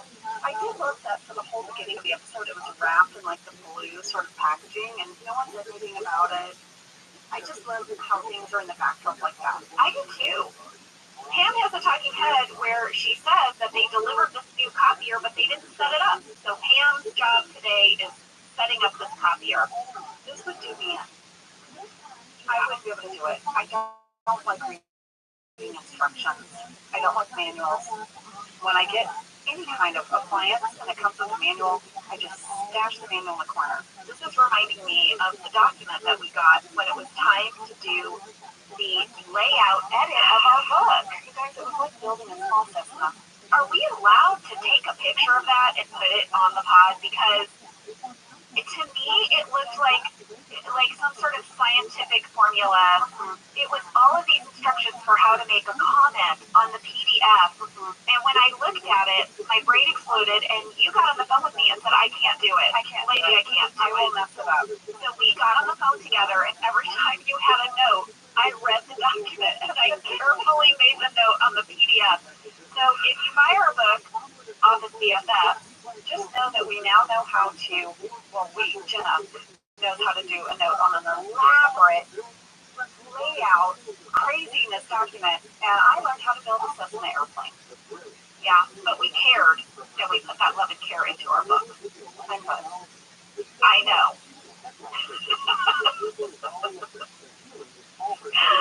While Pam is going to be putting this copier together, Kevin is constantly bugging her, and there's a lot of Pam stuff here. Yeah. I loved shooting this scene with Brian. We shot it first thing in the morning. They would do this when there were scenes at reception in particular that didn't feature the rest of the office. That meant nobody had to be in the background, and you guys didn't have to come in so early. So Brian and I came in first thing. It was probably 6:37 in the morning when we shot this scene, but I loved it. We had so much fun, and I got to staff him. I think that we learned that in the accounting department, Kevin is tasked with all the menial tasks. Like, go make photocopies, go do this. You're so right. That's why he cares so much about the copier. It's just one job. When Pam talks about how the copier goes through a lot, I loved the runner of things that happened to this copier. Oh, yes, we didn't talk about that.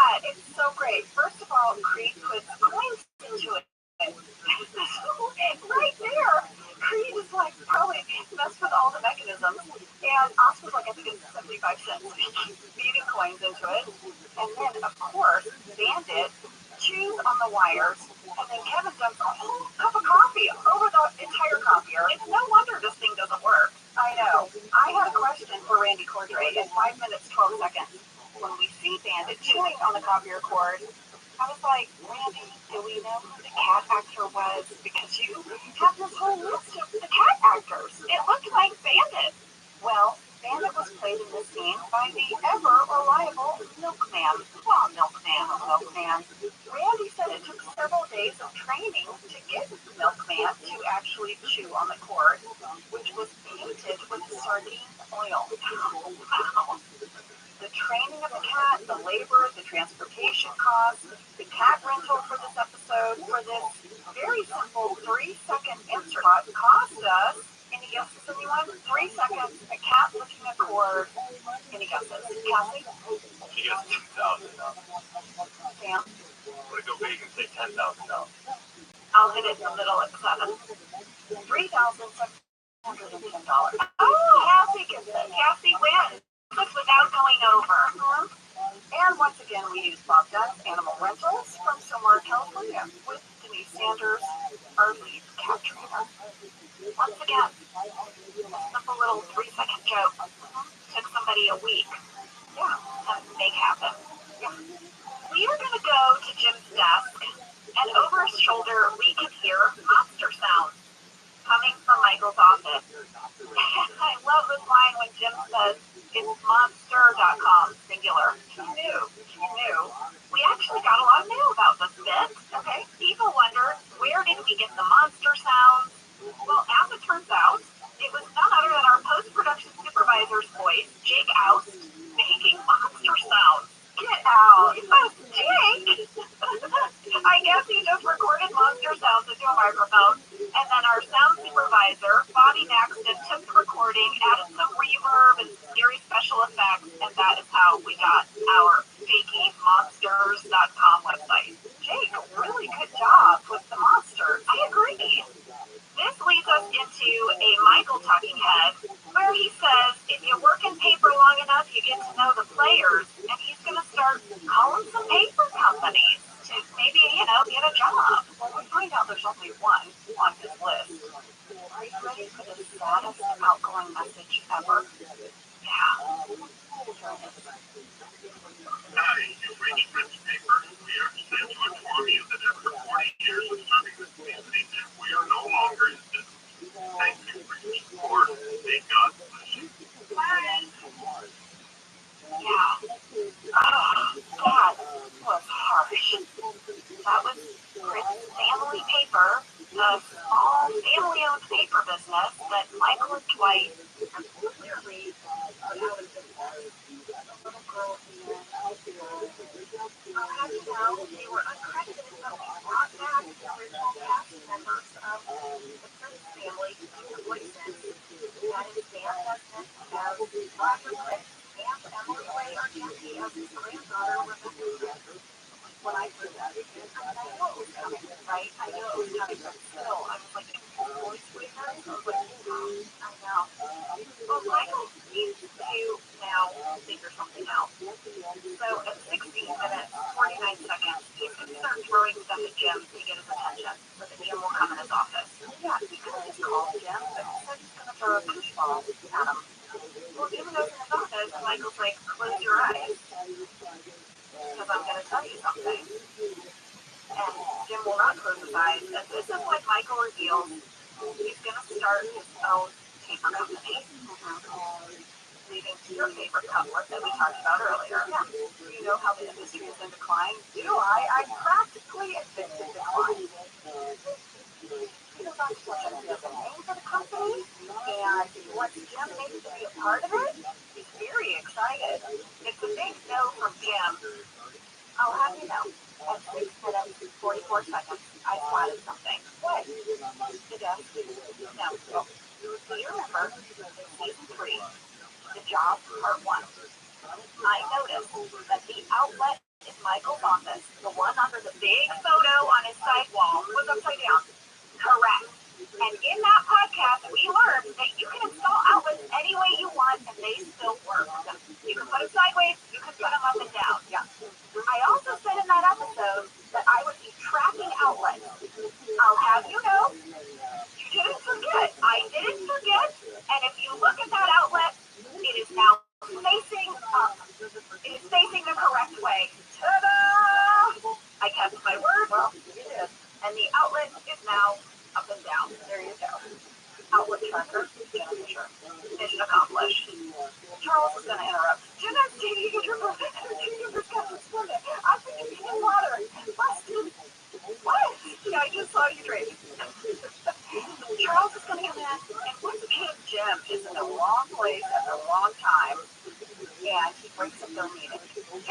because he says, Michael has given his 2 weeks notice. Jim, did you also give your 2 weeks notice? And Mike's like, nope, I'm gonna go have a seat. Need to find a way. Yeah. Okay. I literally just said, I don't want to wait. I was gonna say, we need to find a way to get to break. But you said to get to drink. We need to find a way to get to drink. You guys, I want you to know it is 10:48 a.m. Maybe we should go to break and drink some water. Maybe we should go to break and drink some water. We'll be right back.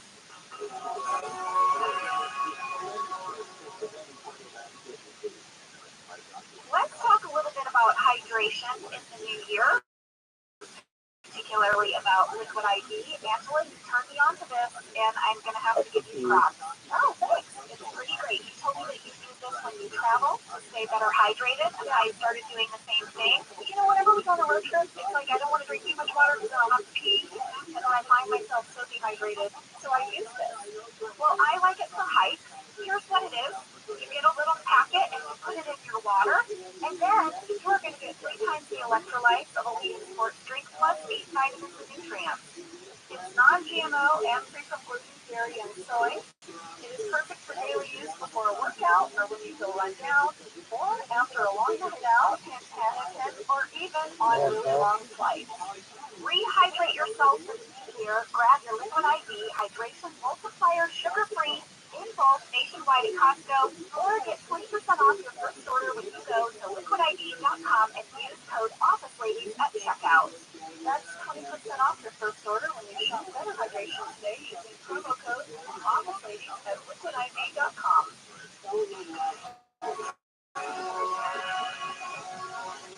Okay, we are back. We have hydrated ourselves. Angela's eating some cheese. We're going to drink some water. We're going to be very serious podcasters now. We're serious. Don't worry.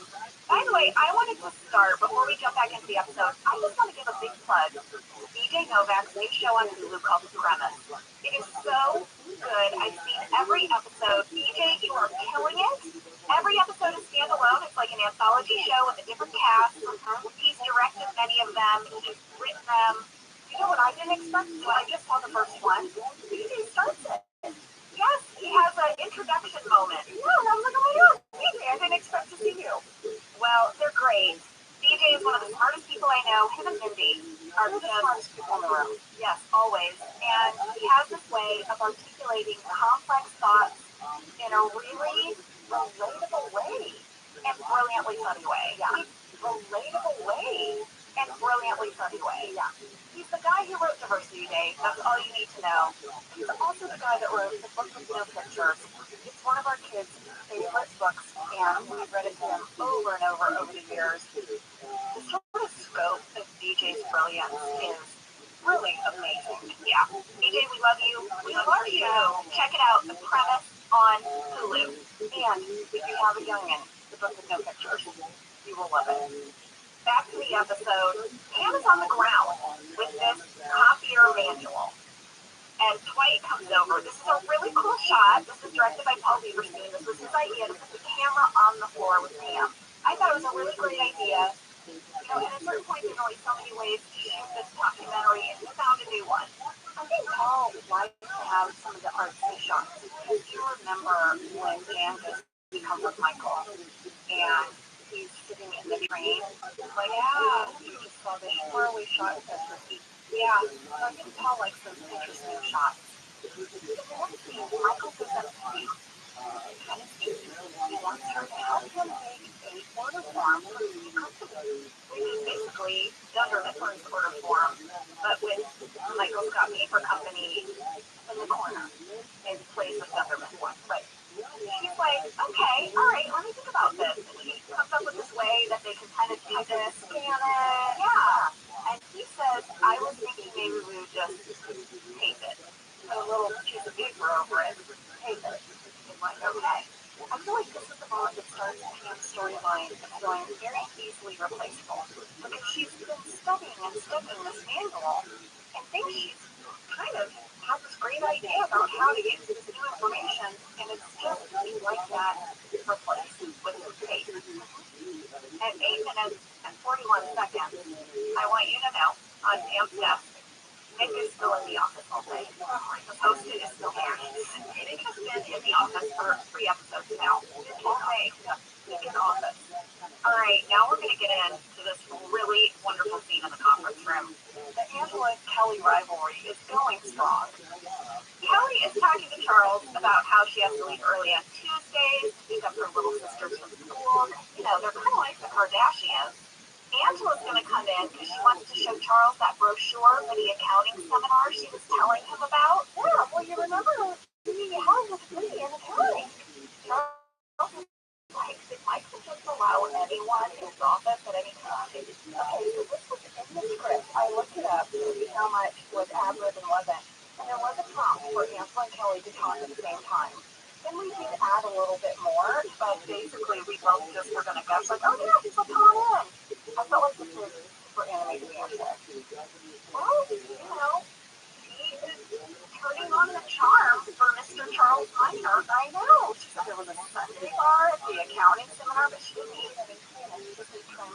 And then Kelly shoots her out and turns to Charles and says, yeah, she's really special because she's turning 50 this year. I was actually 37 when we filmed this. I am 50 now. You know, when we were trading messages with Aaron Shore, he wrote us about a prank that Isabella played on the writers before he came to set. Now, he actually said, I don't know if this was a prank that Mindy played on us, pretending that it was from Idris, or if it was actually from Idris, but I guess we got it now. That was like, listen, Idris gets really upset if you mispronounce his name, and his name is pronounced Idris Elba. It's so ridiculous. And they wrote it out. Idris Elba. Yeah, they sounded it out. But then, a bunch of them were like, I swear that's not right. And so for the first week that Idris was on the show, all of the writers were afraid to call him by his name. And then they found out that this was not true at all. Number one, that his name is Idris, and number two, that he doesn't get mad if you mispronounce his name. But I thought that was really funny. Idris, was that you, or was it Mindy? By the way, Idris, we have tried to reach out to you. We don't know how to get a hold of you. We'd love for you to be on the show. We did find some of your peeps, but they said you're busy. Very busy, I guess. We're donating 2 movies, and you're promoting another movie. You're busy. We're here for you, Idris. Idris, anytime. If you would like a Scotch and Splenda, we're your gals. We're 2 gals who love to Google. We're here for you. Well, Charles has a talking camera. He just kind of owns it. He's like, look, I know the effect I have on women. That's a big yeah, it's so funny. Well, Aaron sure shared with us, you guys, that that talking head was inspired from a real interaction he had. So there was an actor he was working with, no names, he won't divulge the name, big star, who they were pitching a joke to, and the actor was like, this joke would never work. Because, I mean, I know the effect I have on women. Aaron saved that, it went in his brain, and Charles had it in the talking head. I really wish we knew the actor, but Aaron, gentleman that he is not say. Maybe if we took him out for a Scotch one day, maybe he would tell us. Immediately after the scene, Kelly is not going to give up, guys. And in the deleted scenes, there's a little bit of what I want to call a flirty in the break room.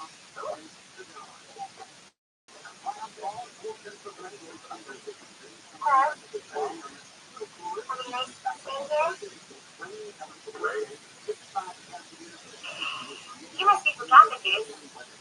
Oh, what? What's that? It's coming in his ears.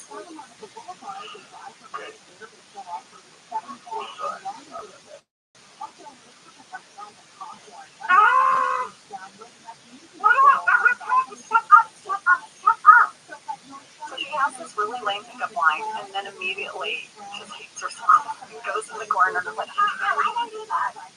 Well, this leads us into a scene that I will call awkward in the kitchen. Oh, so awkward. Michael is still trying to recruit people for his business, and Andy does that thing, you know, what people do when they're uncomfortable. They either sing their answer or they do an accent. I think I'm the accent person. I sing stuff, yeah, when you don't want to, like, really tip your hand. Yeah. So Andy's like, I freaking know, dude. Like, he does some ridiculous do what I think. But you would be like, very interesting offer. Yeah, I mean, the other day I did it while we were working together. When we were working on that document, I was like, this PDF editing is difficult. And then I was like, are you okay? Sounds like you're about to spiral. I was like, yeah. Well, it gets all the more crunchy when Dwight comes in. That Michael did not ask Dwight to join his company, but it is also clear that Dwight wouldn't say yes anyway. Yeah, so he's like, I got a farm and a thing, and let's put a pin in it. Yeah, let's definitely put a pin in that. Yeah. Well, we got a lot of mail about this kitchen scene. A lot of people felt like it was out of character for Dwight to not want to join Michael's paper company. And so people wondered, why did Michael want him to join? And I just didn't know if we wanted to discuss. I have my thoughts. Let me know. Dwight is his survivalist. And he doesn't think Michael's company is going to survive. So ultimately, even though he loves Michael, he's not going to go somewhere where he won't survive, right? Yeah. So I think it's very practical not to go with Michael. But I'm not sure why Michael doesn't want Dwight. Do you have any thoughts? You know, that is a really good question. I definitely see why Dwight would say no, but why Michael doesn't ask, I'm not quite sure. Yeah. Do you guys have theories? Yeah, send us your theories. We'll add them to our revisiting. But Michael is going to ask Oscar. And the way he's going to do that is by putting a note in his sandwich, a piece of paper that he bites into. Don't worry, it's sterile. Just saying sterile doesn't mean it's sterile. I love that line. It's like just saying bankruptcy. Declares bankruptcy. Exactly. Michael gets Oscar to meet him outside, and Oscar immediately starts offering very practical advice about how most new businesses don't turn a profit for the first 2 years, and can't he afford that? Can he afford to make no money for 2 years? Right. Well, Michael's like, hey, stop convincing me. You got the job. With all your number lingo. But ultimately, Oscar's a no, and that means that he has to move on to Stanley, who he's going to stalk outside the bathroom. Outside? Who's inside? I guess outside the stall. I don't know how urinals work, but I imagine he walked up while he was just peeing, because Stanley's like, I'm urinating. Michael keeps talking to him. Stanley's like, no. Michael has been a very sad talking head where he's like, you know what? No one said yes to prom, but still had a good time. Guess what? What? Pam fixed the copier after 4 hours. She did it. She didn't let it beat her. No, she did not. She knows everything about this machine. Phyllis is going to copy a piece of paper, and Pam is like, did it work? How is it? And Phyllis is like, fine. Fine. So this whole copier storyline felt very familiar to me. Having worked many temp jobs, having fixed many copiers in my real life, and it just felt to me like it was written by someone who also had this personal knowledge. Yeah. So I had to ask Aaron, have you had experience with copiers? Because so many of his real life stories have wound up in our scripts, like running past the speed meter. Yeah. And this whole copier story has so many details. So as it turns out, yes, he told us that he tapped in a ton of offices when he was a struggling stand-up in New York, and he quickly learned that if you could unjam the copier, you held the power. Yeah, he actually said, quote, you were like an office magician at David Copperfield opening the cabinet of mysteries. And only a person who has done the copier thing, I feel like, totally gets it, so I totally get it. He said that he would actually copy user manuals and take them home and read them over the weekend. The person is truly got me. He would learn everything from the manual. Aaron, I feel you. Thank you for writing this runner for Pam, because I was able to draw on a lot of my real life experience when it came to performing this copier story. I don't know, Michael reads the order form in the copier. Charles finds it. How does he find it? We don't know. He's going to get Hank, and they're going to escort him out the building. I'm sorry, I am not sure that there is a recurring character that I look forward to. I know. When Michael's like,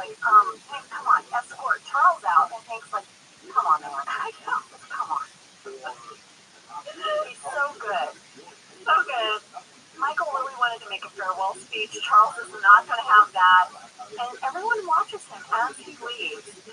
And he's like yelling things from his car, right? He's yelling from the parking lot. And everyone's looking down and they're like, what's he saying? We can't hear what he's saying. This is what it said in the script. All right. Michael walks toward his car. Everybody watches from the conference room above. Michael stops at his car and looks up at the Dunder Mifflin windows. And then he yells this. This is it! This is goodbye! Forever! Ah! It's such a nice day out here! Freedom! I'm already so happy! I can do anything I want right now! I'm going to go! For coffee! Ha ha! That is what the description. Then it says, screeches his tires and drives off. Camera follows his car. Michael parks just a short distance around the corner, gets out of his car, sneaks back into the parking lot, and into the building. We get to hear a lot of people's opinions on Michael leaving. My favorite is probably Toby. He says Michael is like to be on a plane. Not great, but something to watch. And then when the movie's over, you're like, now what? Yeah. DJ wrote that talking head. Very funny. And we got a piece of mail about it. What? Someone wrote in, and I'm so sorry I did not write down your name, to say that a missed opportunity in this episode was Toby conducting Michael's exit interview. Wouldn't you have loved to see that? And I mentioned it to Aaron, and Aaron said, oh, but he was escorted out. They like to believe that if Michael hadn't been escorted out, he would have had his exit interview with Toby, right? Or he left. Plus, they have written a pretty good Michael and Toby scene where Toby looks at his resume. This didn't make it in. Yeah. Well, as everyone is having these really funny talking heads, Creed had one that was initially draft that didn't make it in, and I have to read it to you. Okay. Creed says, old Creedy outlived yet another boss. Time to put a marble in the box. And then Creed pulls out a cigar box out from his desk and puts a marble in it. There are 4 marbles in that box. What is that? What is that? Is that amazing? Well, like you said, Angela, Michael is not leaving. He actually already crawls through the front door, through the office. He goes over to accounting. This was a really fun scene for us to shoot. It was really hard not to laugh. We played around with how I shut the door, and I ultimately shut it with my foot, and it was just so fun. Steve really tore up his elbows and his knees, though. While doing that, he got like a rug burn. Yes, and Randy told us that they offered him elbow and knee pads, and Steve was like, it's fine, I'll do it. He was 2 takes without the elbow and knee pads. Totally tore up his elbows and knees. He was so committed.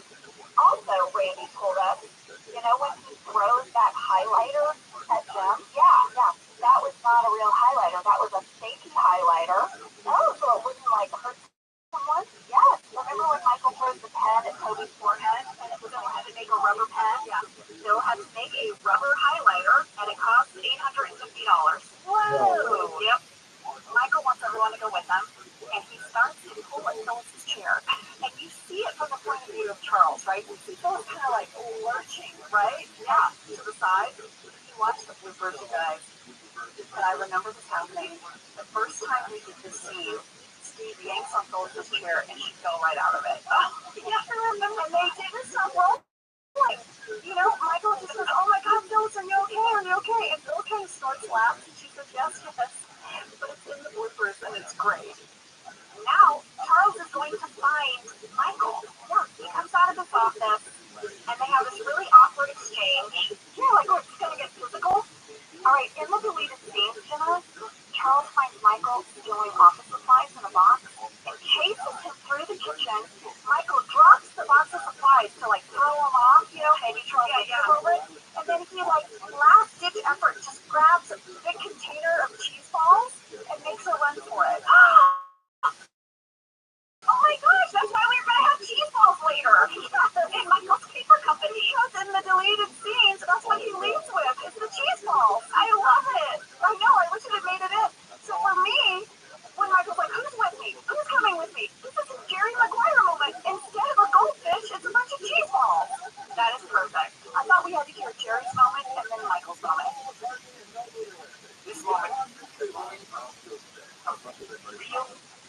fun and inspiring and God-forsaken business that we will do it. I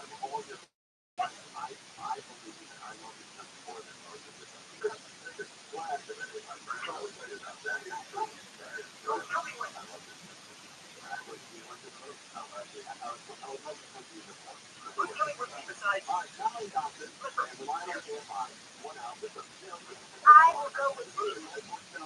And now for my hometown moment. Hello. My teacher. Your old guy was very happy now. Michael Scott. Come on down. This is correct. Right?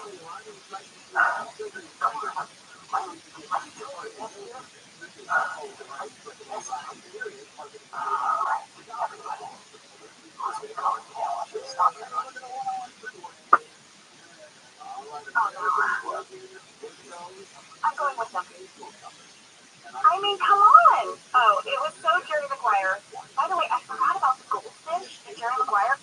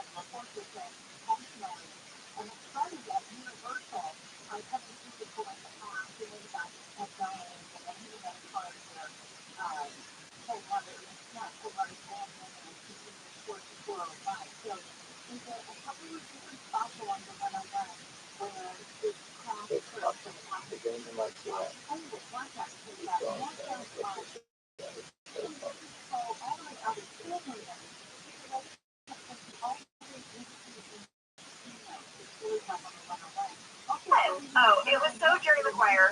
By the way, I forgot about goldfish and Jerry Maguire, and I'll have you know that when we get to Michael's Got Paper Company, not only do we have those cheese puffs, but Michael has a goldfish on his desk. Come on! Yep.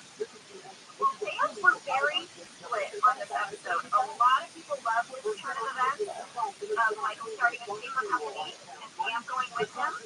But other people really thought that it was selfish of Pam to quit without talking to Jim first.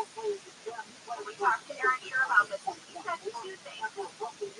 First of all, he said in a future episode, spoiler alert, Vikram from the telemarketing firm is going to join Michael's Got Paper Company. Oh, yeah, baby. He wrote this podcast for Vikram that got cut, but it explained why Vikram decided to join Michael's Got Paper Company, and it went like this. When you put your telemarketing career on the line, you haven't put much on the line. And Aaron said he felt like that kind of sums up Pam as well. Right? That Pam wasn't putting much of a job at all. So if she could be replaced by someone yeah, right? Yeah. There was also a line that Aaron wrote to explain this business of Pam not talking to Jim before making this decision, a little couplet of dialogue that got cut, where Jim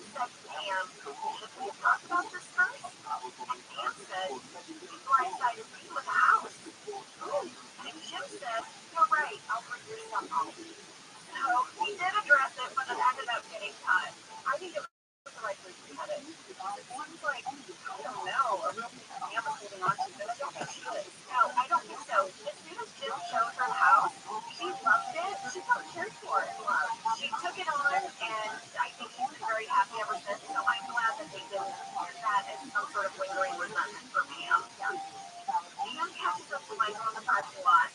She says she's coming along, but she wants to be a salesman, not a receptionist. Jim's kind of surprised by that. Okay, yeah. And everyone is gathered in up in the conference room, and they're looking down as Pam and Michael walk away. And as they're walking away, you see doubt. You see the change, right? From triumphant to kind of doubt, right? Well, a lot of people liken this ending to the ending of The Graduate.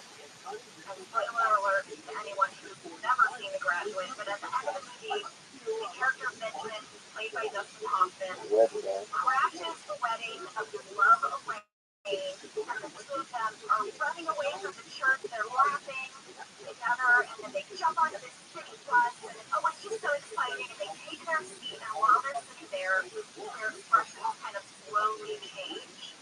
It's a really famous scene. It's so good. Well, in the script, our stage direction for this scene was this. Jim waves and Michael and Pam walk out together, stay on their faces as they transition from fantasy to reality. So I was not thinking of The Graduate when we shot this. I was thinking of a different scene from the movie Heartbreak Kid with Charles Grodin. Have you seen it? Oh, it's a long time ago. Well, again, I guess, spoiler alert, at the end of this movie, he finally marries the woman of his dreams, Sybil Shepherd, has been chasing her through the whole movie. He sits down on the couch at their reception, and then you just see this sort of like malaise wash over his face. He's like, what now? Because for him, it's all about the joy of the pursuit, but now he did it, right? And you can tell he's already restless. I thought of that movie. I always think that's such a perfect moment of acting. I mean, he's so good in that movie. But anyway, well, I will tell you that Tom Cruise and Renee Zellweger in the elevator holding a goldfish also have a moment like that. Hey, I rewatched the movie last night. Well, this episode ends with something I absolutely love. There's a conference room scene. Charles is telling everyone we've lost some employees. We're going to have to do some shifting around. And it's so great. Everyone's reactions were so good. He's like, you know what, Kevin, you're going to be answering phones at reception. Everyone in the room is like, what? I know. I know. I have very much in the foreground of this shot. That was on purpose because they wanted me to react, obviously. And then he says he's going to put Stanley doing his crossword fairly away. In terms of productivity, kind of like Aaron said he pitched that idea of having Charles take Kevin in charge of the phone, which is going to pay off beautifully in the cold open of next week's episode. But he said it just makes him giggle to think that, like, Charles' big power move after Michael leaves is putting Kevin in charge of the phone. Like, he's like, I got this, like, yeah, I know what to do. Speaking of the next episode, ironically, it did not air for 2 weeks. Oh, no way! Yes, there was a break. I just thought that was really funny. People had to really wait 2 weeks. Yeah, this was a big cliffhanger. Also, this is the last episode that Pam was a receptionist ever on this. She never returns to the receptionist desk. Just her Pam, all right, receptionist. Now, next up, salesman. So Pam! I didn't know that either. Well, no, this episode, I didn't know. I didn't know that you didn't know. Yeah. Yeah. Well, we didn't know what was going to happen. We didn't. Wow. You should have worn my t-shirt today that says, looks like a receptionist. Yeah. Well, listen, there were a lot of other receptionists that come along, but Pam is always going to be. At least you're on Office Ladies. Come on. That was 2 weeks. Next week is Dream Team. I can't wait to talk about it. Please don't bring any scotch and splendid. Can't do it. You know what I'll bring next week? A giant pile of French toast. Oh gosh, don't bring that either. Listen, thank you so much to Aaron Shore and Randy Cordray for giving us all the inside details on this episode. We'll see you next week. Bye, guys. Thank you for coming to Office Ladies. Office Ladies is produced by Earwolf, Jimmy Fisher, and Ashley. Our show is executive produced by Cody Fisher. Our producer is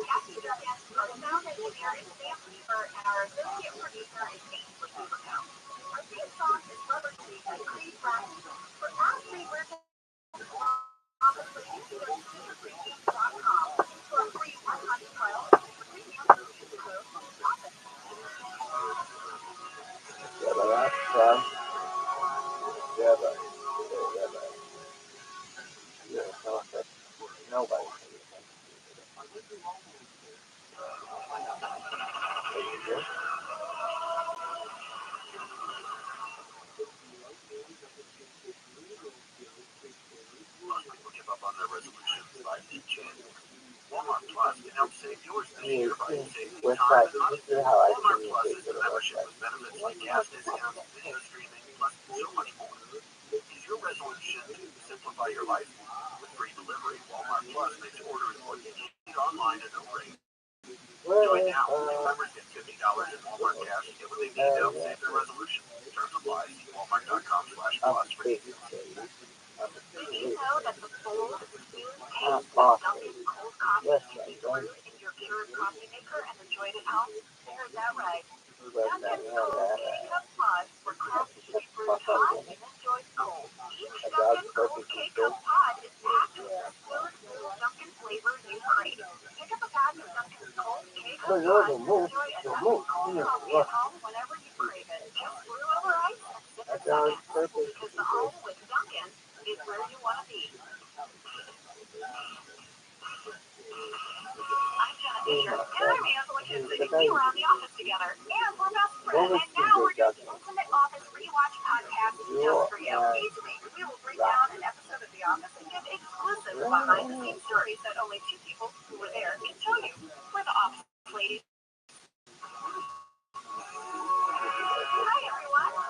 Hi. Lady, I want you to look at me.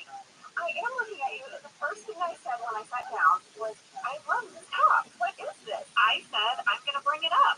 It is a sweatshirt, but look, it has poofy shoulders. Is that a hood? It's a poofy shoulder hooded sweatshirt. Remember, I told you, these poofy things are back. This is true. Jenna went to the mall yesterday, and she was texting me pictures of what I can only describe as Angela Martin's dream wardrobe.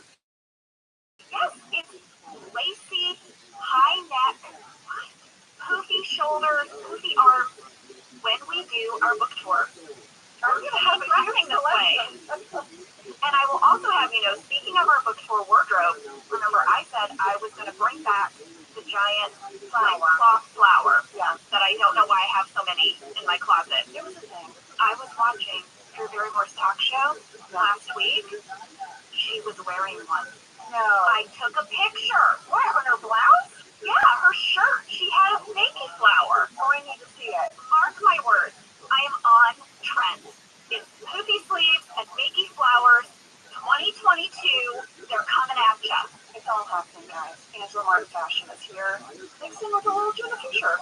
A lot of people wrote in to say the fakey flower was from Sex and the City. I guess Carrie Bradshaw loved the fakey flower. She is not the OG of the fakey flower. Who is? I mean, I can't even tell you how much mail we got about it. I mean, I feel like fakey flower was here in the 80s. Let's look up some Molly Ringwald. Come on. I'm with you there. Yeah. I'm positive I had a fakey flower I clipped on a hat. So trust me. Like, was that movie Pretty in Pink? I have decided that I'm going to single-handedly bring back the fakey flower during our book tour. Even though Drew Barrymore wore one on her show, I'm going to bring it wide in 2022. Bring it wide? Yeah, I am. That should be our book tour slogan. Bring it wide. No. You know what? I don't. Let's rethink that. We should not. You know what? I'm going to think on it. Okay. Bring your flower. No. Wait. Maybe? No. We'll see you on the book tour. But for today, we're going to be discussing Dream Team, which is Season 5, Episode 20 of The Office, written by BJ Novak and directed by Paul Feig. Let's have a summary. Here it is. Michael has officially left Dunder Mifflin, and he has started his own paper company called Michael Scott Paper Company in his condo. Pam has joined him. Michael is having a little trouble facing his workday, but with Pam's encouragement, he decides to assemble a dream team to get their company started, and they are also going to have a meeting with a potential investor. Things are looking up. Yeah. Meanwhile, back at the office, Charles is in charge. Charles in charge, you know, in Scranton. Andy discovers that Charles is a soccer fan, and now everybody is trying to kiss up to Charles and get on his good side. It's the first time we've seen the man smile. Jim is even going to pretend that he used to play soccer. This does not go well. No. You know what I loved about the storyline, and it's something we BJ talked about the DVD commentary for this episode. He said normally when you write the story, you have the A story, which is the main story, then you have the B story, which is sort of like the other sort of side dish, if you will. He said that Idris' scenes were so great, and the dynamic that Charles Minor had with the rest of the office was so interesting for them. They really felt like this storyline has two A stories. It felt like that, yeah. Yeah, this felt like a very well-balanced episode. Right, I thought that was interesting. Fast fact number 1, this episode starts a delightful arc where Michael is going to run his own paper company. And I found out that it was our writer Charlie Grandy who came up with this idea, and they had been planning this arc for months. Oh, well, he was on the DVD commentary for this episode. I don't know if they mentioned this on the commentary, but this episode was nominated for an Emmy for Outstanding Single Camera Editing for a comedy series. Our editors were nominated. That's fantastic. It was edited by Claire Scanlon. Now, Claire came in to replace Dean Holland when he moved over to work as an editor and eventually a director on Parks and Recreation. So now our two editors were Dave Rogers and Claire Scanlon. You might remember Claire because she had a cameo as Freckles in Lecture Circuit Part 2. Before this, she edited Golden Ticket. The Dream Team was her second episode, and she was nominated for an Emmy. Claire. Of course now Claire is like big, badass director, amazing. I would love to have Claire on. We should have Claire on now. Fast fact number 2 is a location breakdown. I knew you'd have one. Well, a good deal of this episode takes place at Michael's condo. And this was not an easy feat. Randy Cordray told me we went back to the same condo complex where we shot Michael's condo before for Dinner Party and pretty much any episode featuring Michael's condo. It was in Reseda, California, and it was owned now by a married couple. In order to use their condo, we had to move them into a hotel for an entire week. Okay. We had to take all of their stuff out. They put it in the carts in the garage. We painted the entire downstairs and decorated it. They made a point to decorate it differently from Dinner Party because, now Michael is single. Yes, I noticed the only thing that remained that I recognized from Dinner Party was the St. Holly Girl Beer sign. Same, in the dining room. Yep. We all got in the condo for one day, and then they had to completely restore it back to the way the couple had it. And here is the thing that is fascinating to me. Because what they would do is they would take like a gazillion photos of every shelf, of everything.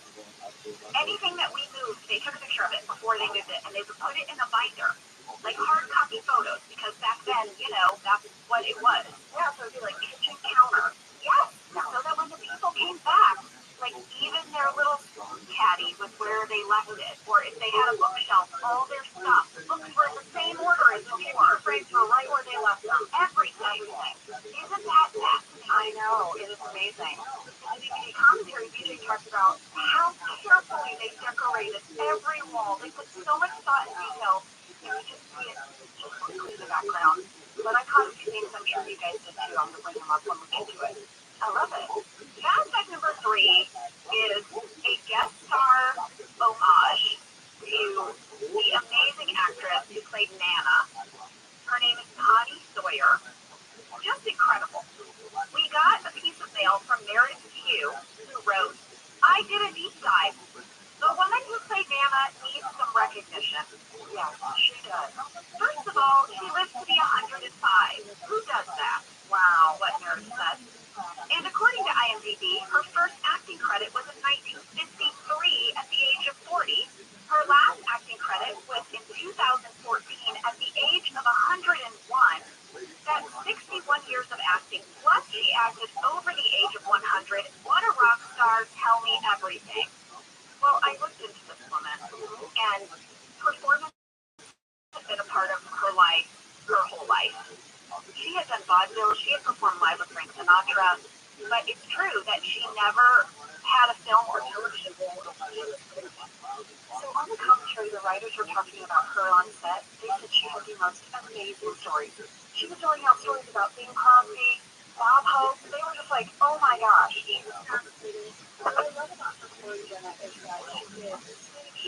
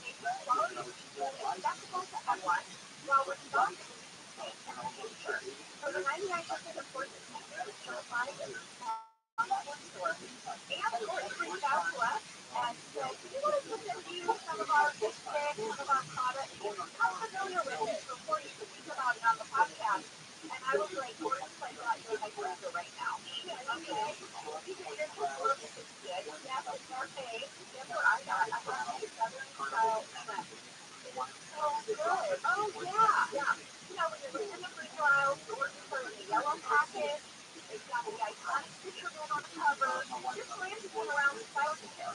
Wait, Gordon's is actually a brand that's been around for 175 years. Oh my gosh. Yeah, where? We love Gordon's and they tell you that no time to see. Visit Gordon's.com to learn more, find search, and get a recipe and free. Whether your location is to save money, eat better, or stress less, HelloFresh is here to help you do all three.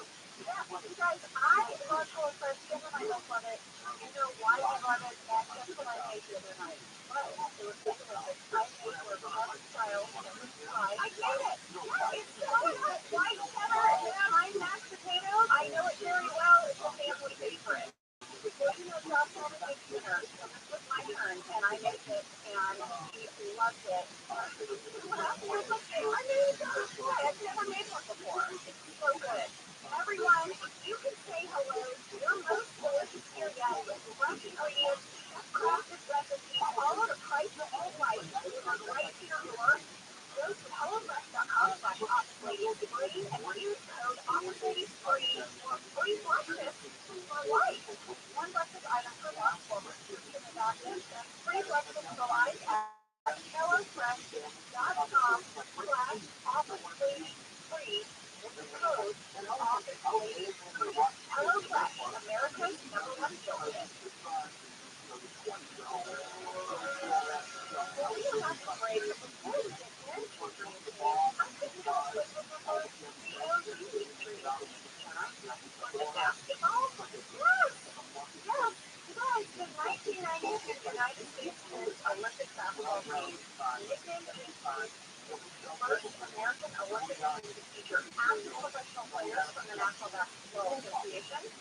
The team has been described from journalists around the world as the greatest sports team ever assembled. Wow. I know. I mean, I totally remember that. Me too. It was a big deal. It was a big deal, you guys. And listen, this is like when I was in school. So this episode coming up, whenever I saw the title dream, I was always wait. That's what I think that's too. Yeah. I don't know if you're going to get to that. I think it's read the roster and we can get to that. Okay? That's the thing. All right. Full roster for the 1992 game team was Charles Barkley, Larry Bird, Patrick Ewing, Magic Johnson, Michael Jordan, Karl Malone, Chris Mullin, Scottie Pippen, David Robinson, John Stockton. Then they added 2 players later, Clyde Drexler, and they included 1 college player, Christian Laettner, of Duke University, who was chosen over Louisiana State University's Shaquille O'Neal. Wow, yeah. Head coach was Chuck Daly. Spiritual thinking was fun. Team captains of the team were Larry Bird and Magic Johnson. They were undefeated in the Olympics. Chuck Daly used 0 timeouts for the entire 8 games. Not a single timeout was called, which was wild to me. Larry Bird was the oldest member of the team. Guess how old he was? The oldest member of the team. 41. 35. Wow. That was so old. And I thought this was interesting. Guess who lived in Dream Team first one? I'm gonna admit here that I don't watch basketball. Okay, well, I don't know anything about basketball. Now I know these people's names and I know that they play basketball. I would guess Michael Jordan. Who shoots the most? Wouldn't you guess Michael Jordan? Sam Cassie, right? Good player. He's amazing. Watch the last dance. I thought it was amazing. I would have guessed Michael Jordan. Michael Jordan. Oh, that's an apple. But anyway, when I think of Dream Team, I think of the OG Dream Team. But you know, Jenna, this isn't the only time in the course of our show that we mention the Dream Team. When else do we mention the Dream Team? Bonus points if we can guess this. Dream Team American. I mean, I'm assuming it's a planning thing, but I don't know what episode that's from. Dream Team and Meredith is from, some of you out there probably guessed this, season 7, Goodbye Michael. Oh, and it was about the party planning committee. It's Angela, Phyllis, and Pam, and then Meredith kind of pops her head in the back. Are we planning the goodbye party for Michael? Is that what's going to happen? I think so. All right. So, Dream Team, 2 of them in the course of The Office. One is Michael Scott Paper Company, which is good for Pam, Ryan, and Michael. And the other is the party planning committee. Brian, because phones are ringing. Kevin's at reception. It's not going well. He's trying so hard to transfer these calls. I mean, he's just yelling across the office rather than transfer the calls. No, because he can't remember everyone's extensions. And he's still doing personal stuff like it cracks me up that officer's mom was calling. Yeah, he yelled it across the bullpen. Well, he is going to try to transfer a call to Andy. Yeah. But first, he's going to transfer it to pretty much every other desk in the office. He's going to run around and then transfer it and then transfer it and transfer it. Yeah, like it goes to Creed and then goes, yeah, he's just running all over the place. We got a question from Brenda R. in Mexico who wants to know, was Brian really transferring the phone calls on set, or was this some behind-the-scenes magic? Well, when I would be Pam at the reception desk, they had a list of the real extensions because the phones really worked. Yeah, and I would really transfer the calls. But the initial ring would come from somebody behind the scenes. There was a desk with a phone that was also connected to our phones backstage. So there were two options when you wanted to transfer a call. Either you did it for real, or you would just hang up and the person backstage would make another person's phone ring. But that would require them sort of trying to whisper into a walkie-talkie to get them to coordinate all that. Yeah. So I always just transferred the calls. I mean, I had my real-life receptionist right, experience. Yeah, I got to put it to use. Yeah. But I didn't know what Brian did. So I texted him, and he said he also really transferred the calls. But he would have to remember the extension because he was running around. After the first transfer, he couldn't take his slip of paper with him anymore. Right. Oh, my gosh. I still have a photo of all of our transfer numbers that was taped to my phone. I took a picture of it. Yeah. Well, in the DVD commentary, Matt Stone, our camera operator, shared with us that on the day they were filming, Brian was doing the transferring, but they were having some issues with the phones, and so they weren't going to some of the desk clubs they were supposed to, and so Brian actually ended up running around to wherever it was ringing. Oh, wow, yeah, that mania was a little real. He didn't know where it was going to ring. I think there was at least one time where it didn't ring where it was supposed to, and he just ran. And Matt said they were just following him. We had a fan question from Monica in Scranton, Angela. This one's for you. Okay. When Angela yells out, "You're bad at this too," were you implying that Pam is bad at it, and so is Kevin, or that Kevin is bad at everything? Well, first of all, that line is scripted. That was not improv. And I think Angela is just implying that Kevin is horrible at everything. Okay. I actually don't think it's a dig at Pam for once. I think it's more of a dig at Kevin. We also got a voicemail from Ray C. who said, "Kevin taught me how to transfer a call. She said she was an office aide in high school. They got a new phone system. She wasn't sure what to do, but she remembered this episode, transfer, extension transfer, and it worked." Oh my gosh. So she said thank you. You're welcome. Well, in the script, when Kevin finally gets the call to Andy, this was the stage direction. People ad-lib, way to go, all right, applaud, giving Kevin fist bumps. He is very happy. In the background of Andy's talking head, the celebration continues. Kevin shakes up a soda can and opens it. That's very Dream Team-esque. I know. Very important celebration. I know. Well, now Pam is going to arrive for her first day of work. First day, there's a sign and everything. I know. It's official. I don't know if you noticed her little blazer. I did. There was a very big wardrobe discussion before we started this arc. Yes. For what Pam's on the paper silver outfit is. Yeah. So here's one thing. We originally thought she wear a pantsuit, like kind of a power suit. So bold, Pam. But listen to this. In an earlier season, there had been a discussion about if Pam could sometimes wear pants to the office. Because she has such a uniform of her cardigan and her pencil skirt and everything. And it went all the way up to the network. And the network said, Pam must wear pencil skirts. Yeah, okay. I am wondering about this, Jenna, and I've never told you this. Like, for a few episodes, they put Angela Martin in dress pants, and then all of a sudden the pants went away. And so I went to wardrobe and I said, hey, can we bring back the dress pants since we're so comfortable? I said, oh, actually, we got a note that they just want you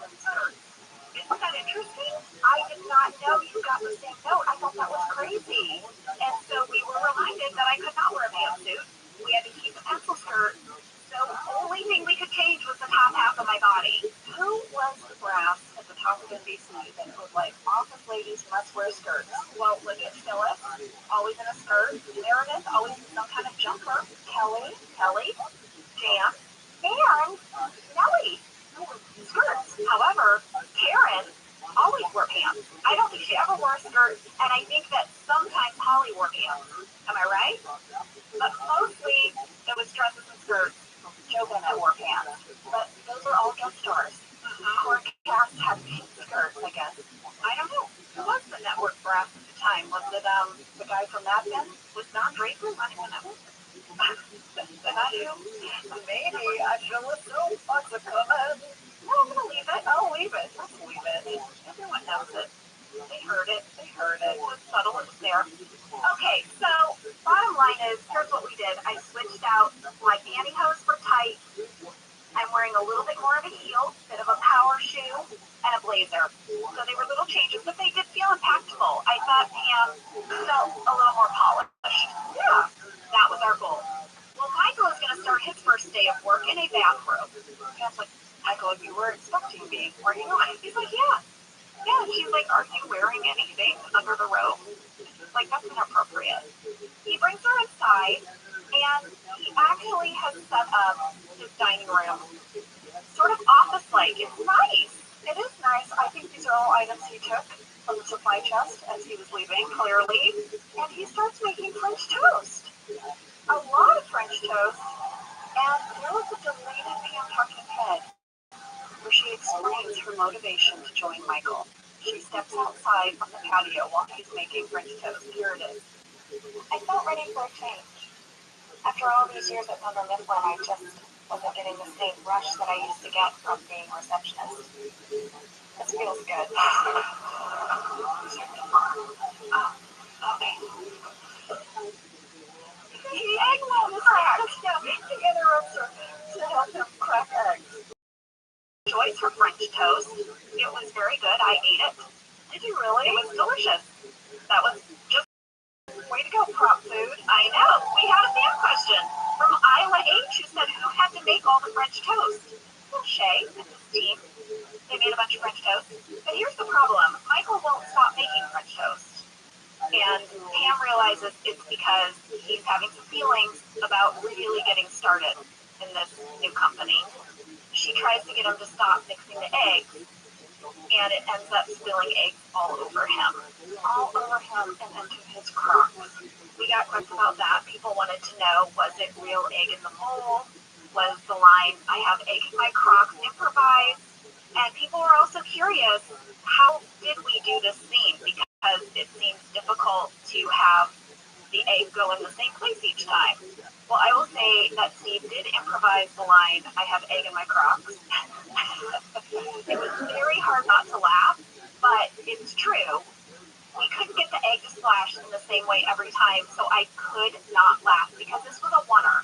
We would have to use a whole take. We couldn't cut between different takes because the egg would be different. Oh, so much pressure. It's so hard to not laugh with Steve. I know. But I think you can tell how hard I am trying not to laugh.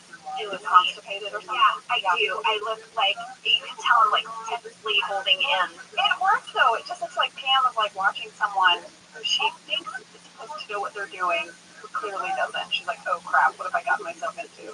Well, we did do several takes of this, and it was a big reset every time because we would have to clean up all the eggs in the kitchen. We'd have to clean up all the eggs on Steve. He would have to change his bathrobe.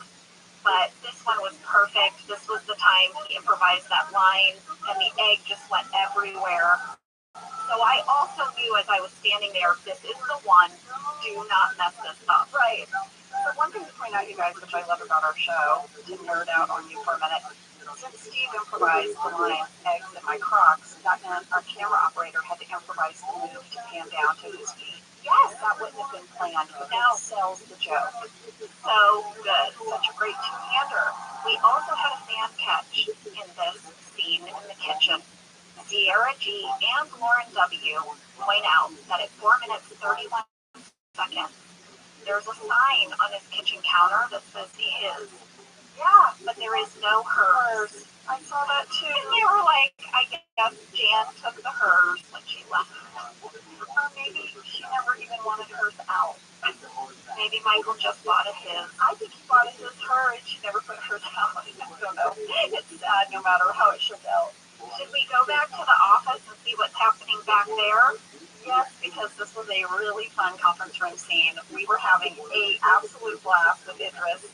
He's holding court the way Michael used to, and he's telling them how things are going to proceed now that they've lost 2 employees. But Kelly and Angela just want to know more about Charles. I love that Kelly's like, where are you staying in Scranton? And he's like, a hotel. And Angela goes, where were you born? I said, where were you born? It was so fun. It was hard not to laugh. And I want you guys to know, when Andy asked how the operations of the company are going, in the background, I caught Brian out of character. He is clearly just Brian in this moment. If you have 3 minutes, 2 seconds, it's very subtle, but look at his face. That is Brian and not Kevin. I'm going to show you a picture of Jenna. We were just having a great time in this scene. There were all these moments where you didn't know if you were on camera. Sometimes, look at that face. Oh, that's Brian. I know. That's 100% Brian. He's just trying not to laugh and he's looking at God. Well, then you're going to see Phyllis Creed and Stanley sort of observing Charles in his office. Charles is on the phone. They're like, go to the bathroom? It's a total mystery to them. Jenna, there was more to this. There was a series of talking heads where everyone in the office is sort of commenting on how Charles is a mystery. It starts with Angela Martin. Get ready for some scintillated Angela. Charles is a mystery. I wish there was a way I could curl up by the fire with him and flip right to his last page. Okay. I am in love with that phrase. The next time I seduce my husband, I'm going to say, baby, I want to flip right to your last page. I know, right? He says. I love that. I thought that was amazing. And then Toby has one, and Toby basically is like, I don't know why everyone thinks Charles is a mystery. If anyone would just come back and talk to me, I can share with you. I have a lot of information about him if anyone just wants to talk to me. I mean, I'm sure Toby does know where he was born, I guess. Yeah. And then Charles had a really big talking head. He's super relaxed. This is what it says in the script. Charles seems relaxed, his guard down, speaking casually to the camera in a way he never would to his employees. Oh, and this is what was in the shooting draft. Mysterious? Just because I showed some restraint with my employees when it comes to talking about my personal life, doesn't mean there's some big mystery. I grew up in the suburb of D.C., middle-class family.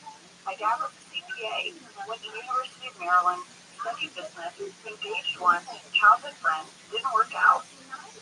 He shows a picture to the camera. I'll always love her. Then, I get my hair cut on the first day of every month until I remember.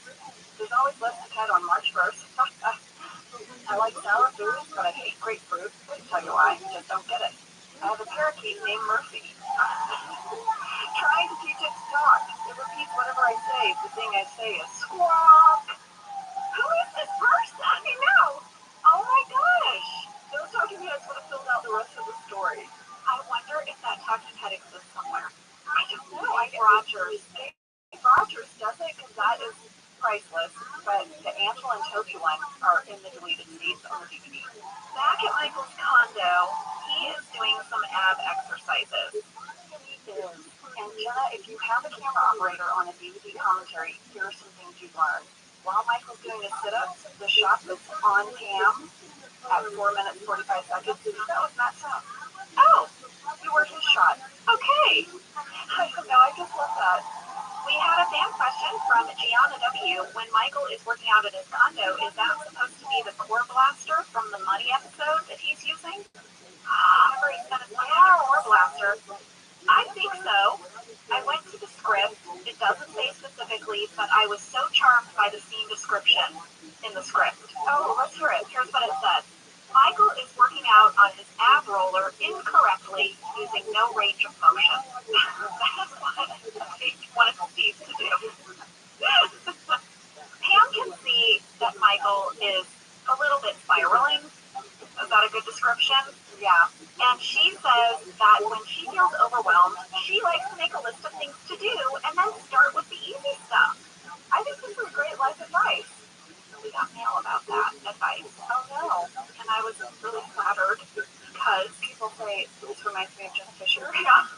Because I did too. When I rewatched this, I was like, there's a little bit of, what is it again? Life imitating art. Yeah, get it right? I got it right. It is. Shannon L. said, Jenna, I know that I don't know you, but when Pam tells Michael he needs to make a list for his day, that sounded like something you would do. And Kayla C. agrees. She said, after listening to every episode of this podcast, I can say with confidence that is the most Jenna thing I've ever heard. I would have to say there are two things on The Office that were 100% me. One is this list-making advice, and the other is my line in dinner party when I say I just want to eat. Yeah, those are me. We do have a chore list. We also have sort of like your meals planned for the week. I never wonder about that. I have a plan. I like to know what I'm eating, and I like to check something off the list. You really do. I really do. When we went on our writer's retreat, I learned very quickly that you need to know what you're eating. Like, that is no joke. I would be like, what should we do for dinner? We'd be like, I already brought stuff that we're doing this night. And I was like, oh, okay. We had 2 HelloFresh nights and a takeout night. And then I said we bring our own breakfast and lunch and snacks. Done. This was one of the first emails you sent to me when we were going to go on our writer's retreat. It wasn't about our work. No. It's about the deal. Let's plan our food, and then we'll come up with a work plan. Yeah. I mean, I can't work on an empty stomach. No, I cannot. Well, one of the first things on Pam's list is let's just start small. Let's get you dressed, Michael. Yeah.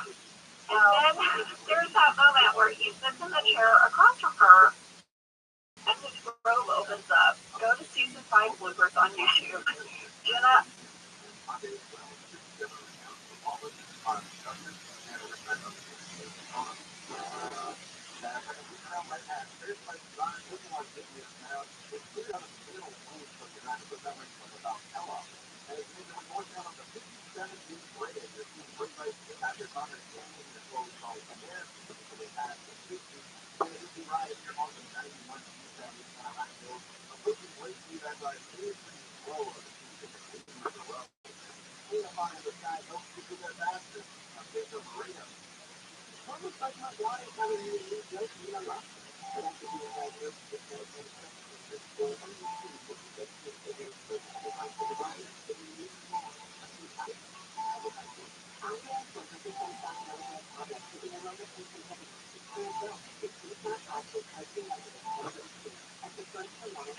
Come up with a work plan. Yeah. I mean, I can't work on an empty stomach. No, I cannot.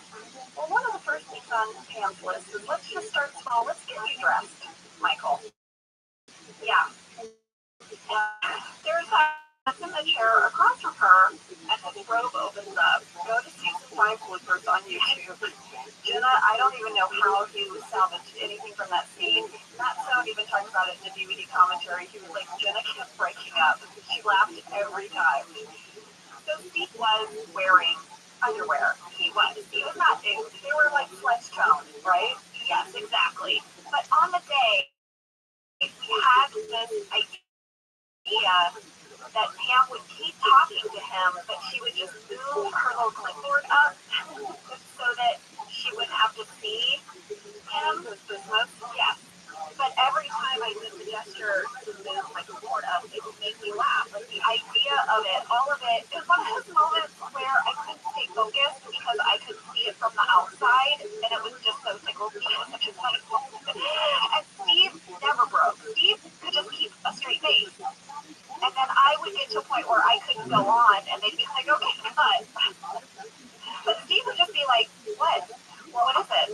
I was going to play the blooper from when I rewatched it, Jenna. You're laughing so hard you're making no sound. I know. So if I played it, it'd just be like, yes, it's true.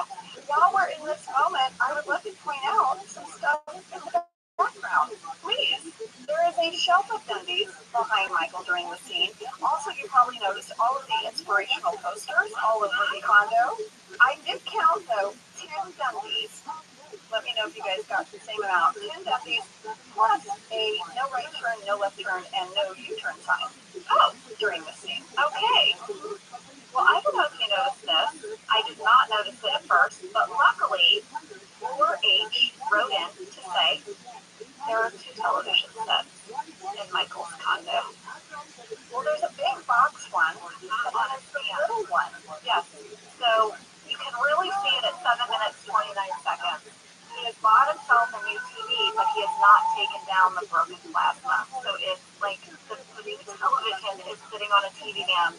It's your standard square TV. It's much bigger, by the way, than the little mounted one on the wall. Yes, and it sits right under that broken one. But here's the thing, Michael is actually going to come up with some good ideas for today.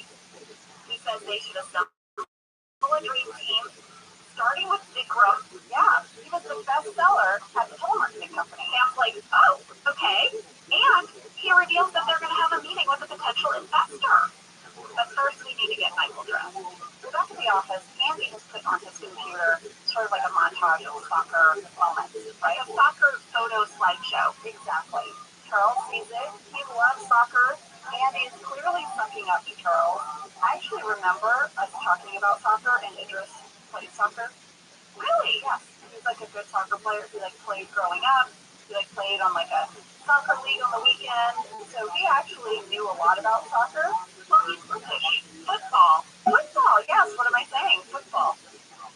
Jim has this talking head about how he's just never been a kiss-up, you know? That's just not how he operates. And DJ talked a little bit about his own experience with this Jim and Andy suck-up storyline. Let's hear it. This time I got my experience when I felt I had too much integrity to kiss up in a situation where I really wanted to trust people. I saw everyone else kissing up and getting ahead. Man, I should just go up there, you know? And so I like the idea of a guy who does it and says, screw it, like, I'm going to do this because this is how you get ahead.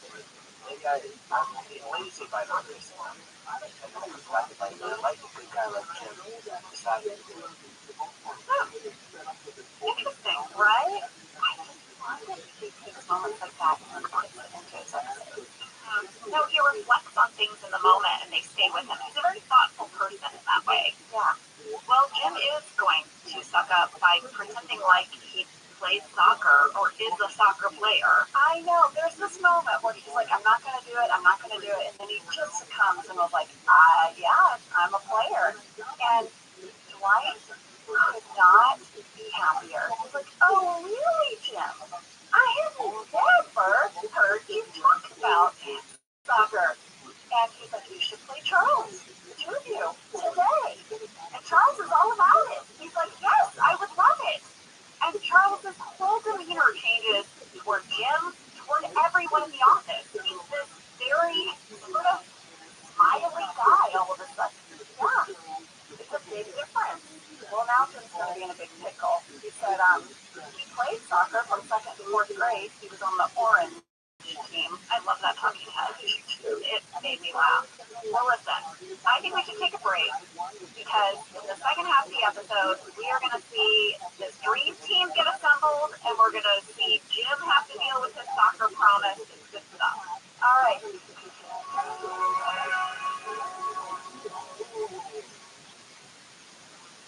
This show is sponsored by BetterHelp. You know, around New Year's, we all reflect, and people really start making lists of what they can do to be their best self for the next year.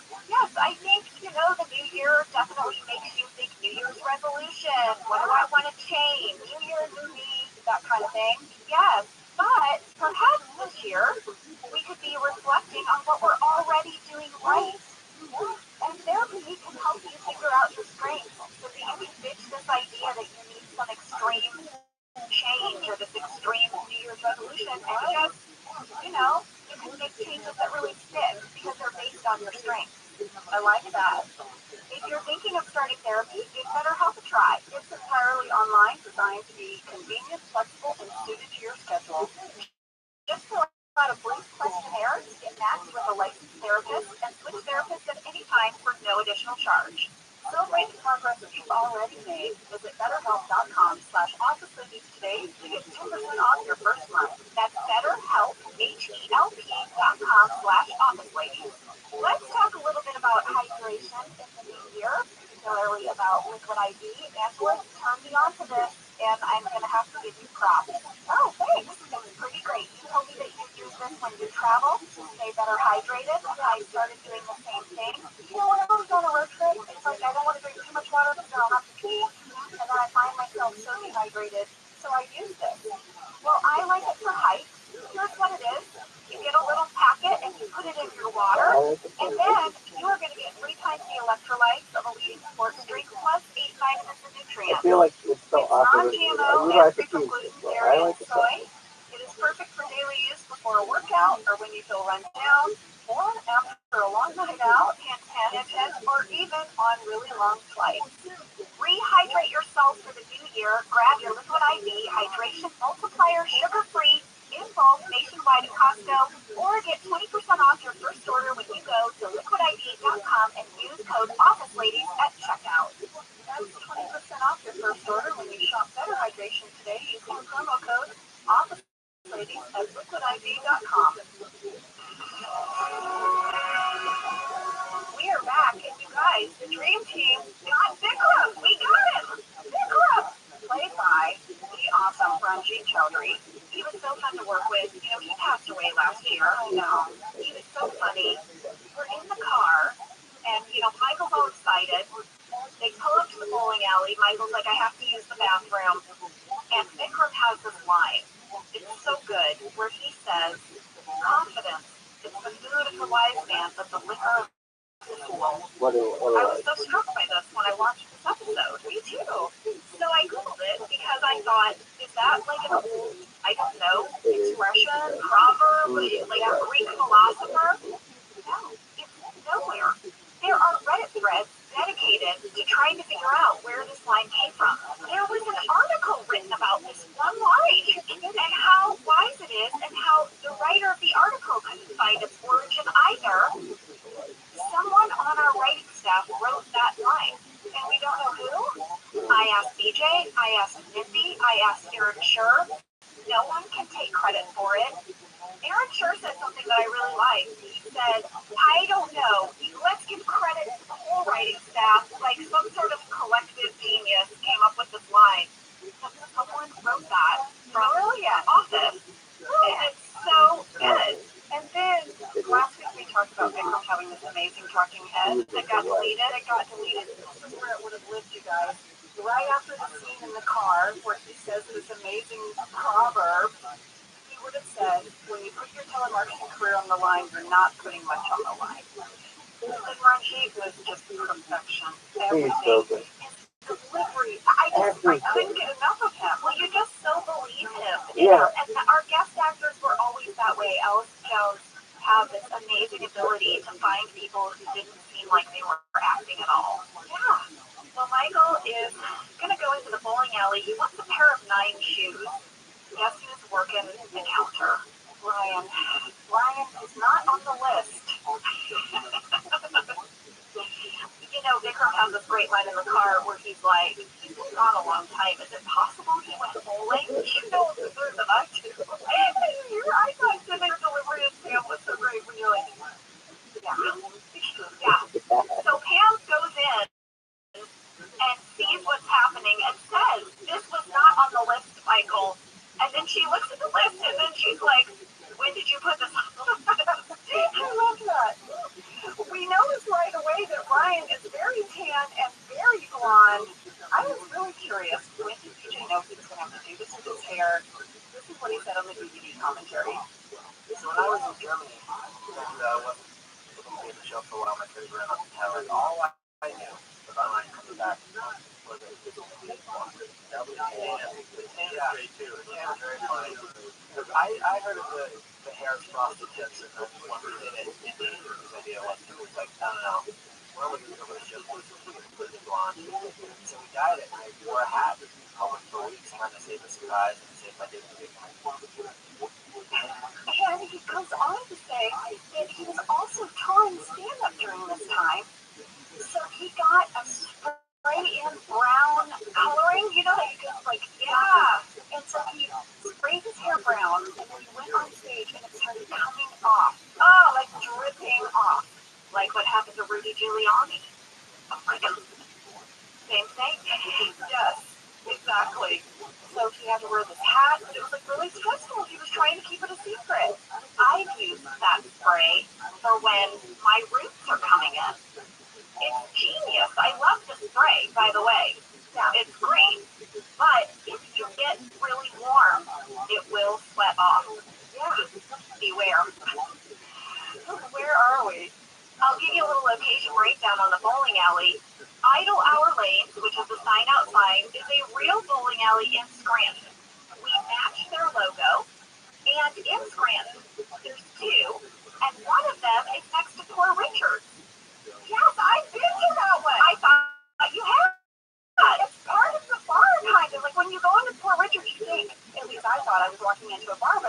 walking into a bowling alley and the bar was to the right.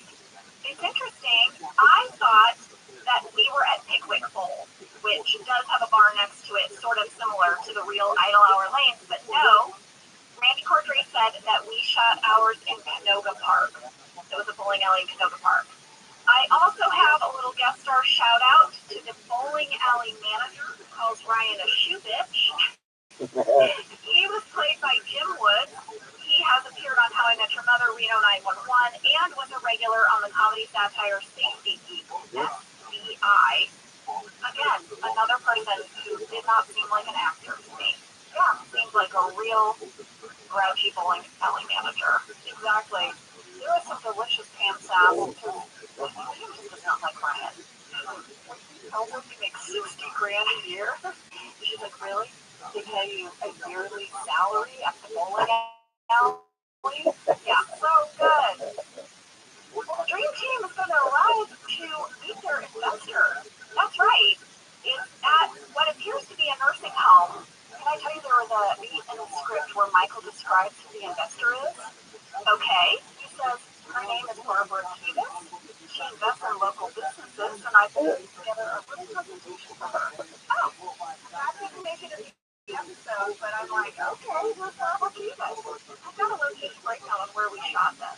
Oh, which is interesting to me. It was a Best Western hotel that was attached to the bowling alley, and we redressed the conference room to look like a nursing home.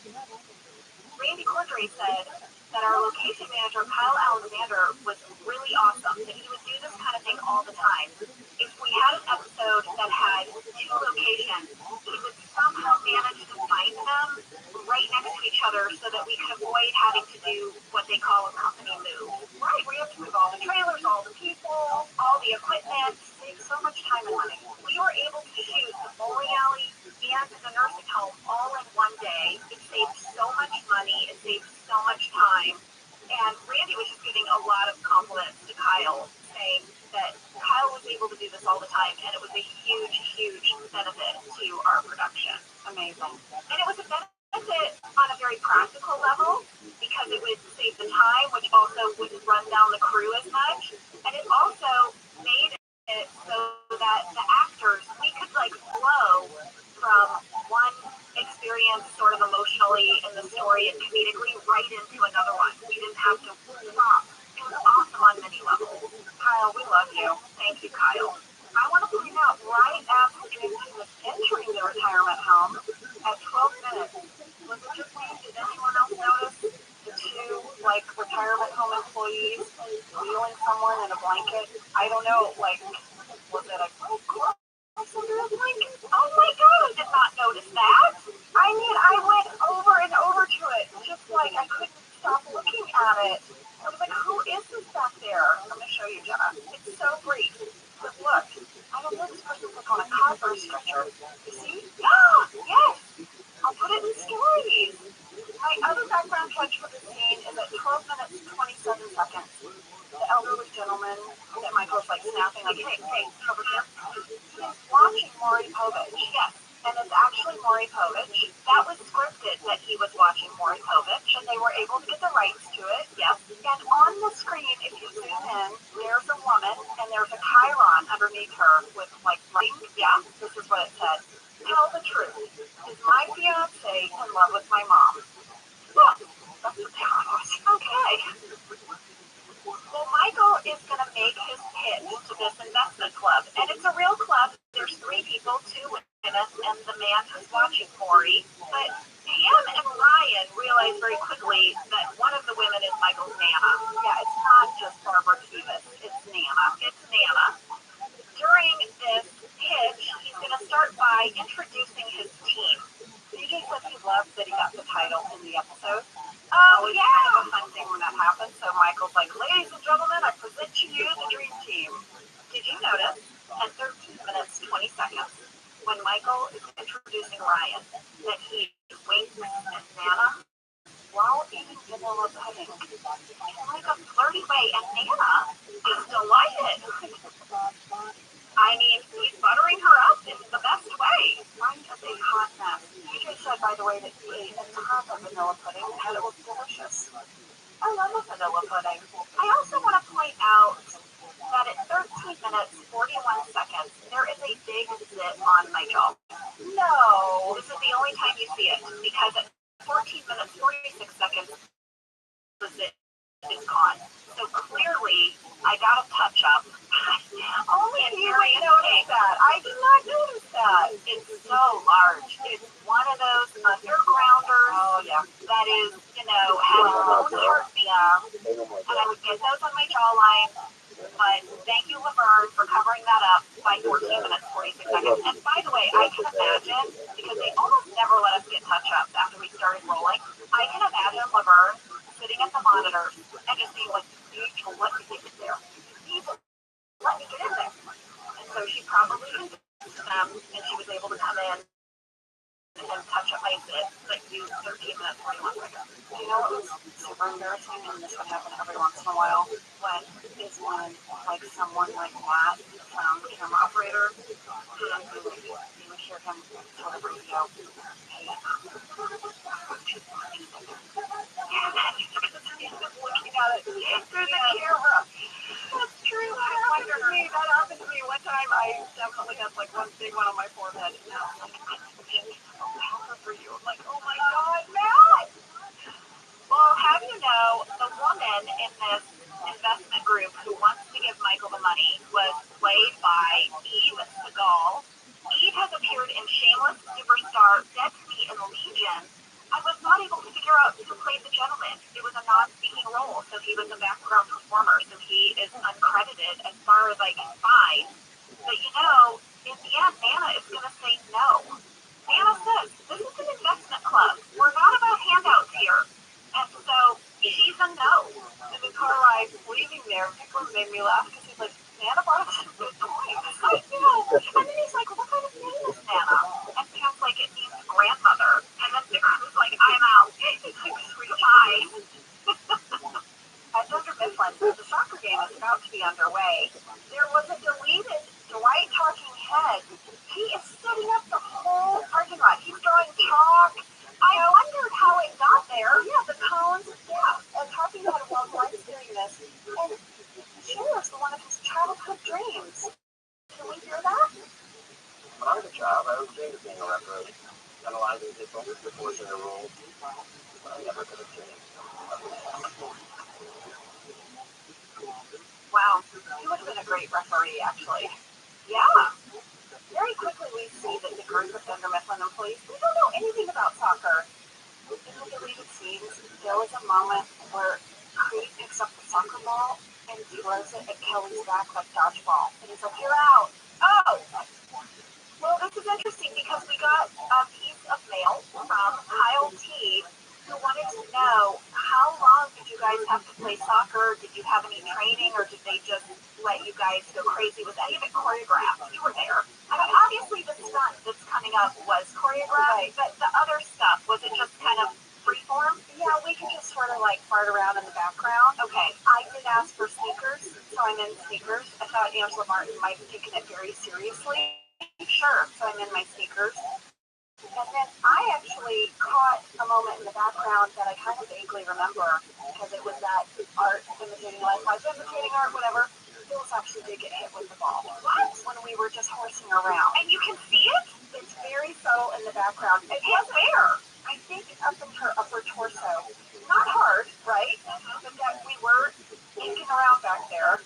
If you go to 19 minutes, 28 seconds, tell me what you see. It was Creed. Creed, which is no surprise to me, because Creed would sometimes get a little crazy with props. So I did a slow motion screen play-by-play, okay, that I will put in our stories. If my memory is correct, it didn't hurt her, but she did get hit with the soccer ball, and we were like, oh my gosh. Okay, so here's the beginning of the ball. Okay, coming from Creed. Yep, okay. Wow, it's high. Yeah. Next frame, see where it's headed? Right to her face. I know, Phyllis in the red sweater. Ironically, then you kind of see her bending over, and then see what looks like some people running to her aid. Yeah, Ed, you see the ball sort of hitting right there. Yeah, her red, it looks like her shoulder maybe. There, it makes contact, and then here you kind of see her face. Yeah, like just kind of bending to the side. So, yeah.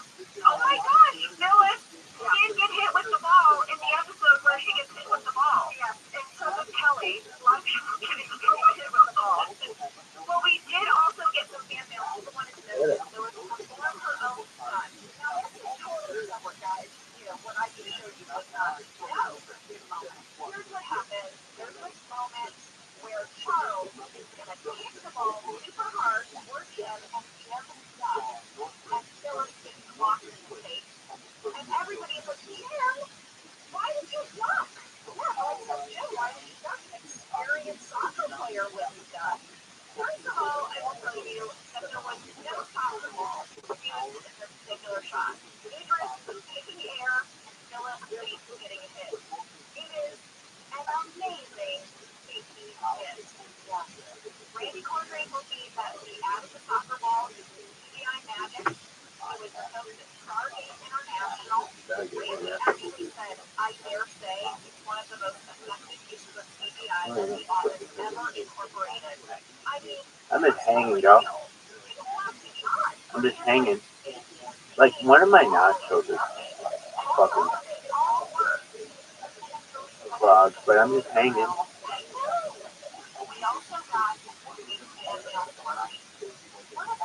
I bet I could put my dick in this piss virus and feel piss on my penis tip while I'm pissing. I bet I could. I choose not to. It's a voluntary choice. As opposed to force to stick my penis in a piss virus and feel the tip of my penis in piss while pissing. Broken for the night.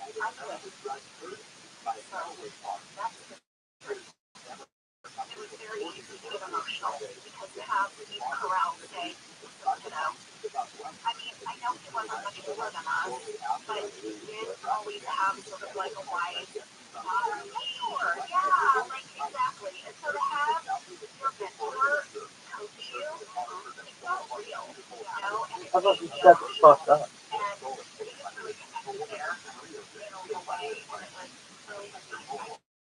I love the Michael moments that remind me of when he came on our show. He shows up for us. Yeah, it was great. And next we're going to see Michael on the phone and ask some questions to get any free office space anywhere. We can't work out of Mike's pocket anymore. They're going to throw him out. We got a letter. And Julie says I got some for him. It's like it's ROTHSCHILD. It's essentially like a hour. It's also back in the government on grant building. This is how we should have run this down. And that's exactly right. It's like a supply room closet where the gang is like, I can work here. Yeah, you can see it. And it's really sweet because the episode ends with Michael adding Michael's Got Meat Company to the little board in the lobby, and he's handing part of the letter. That's something there was there was an incident. I think you said they're having a letter.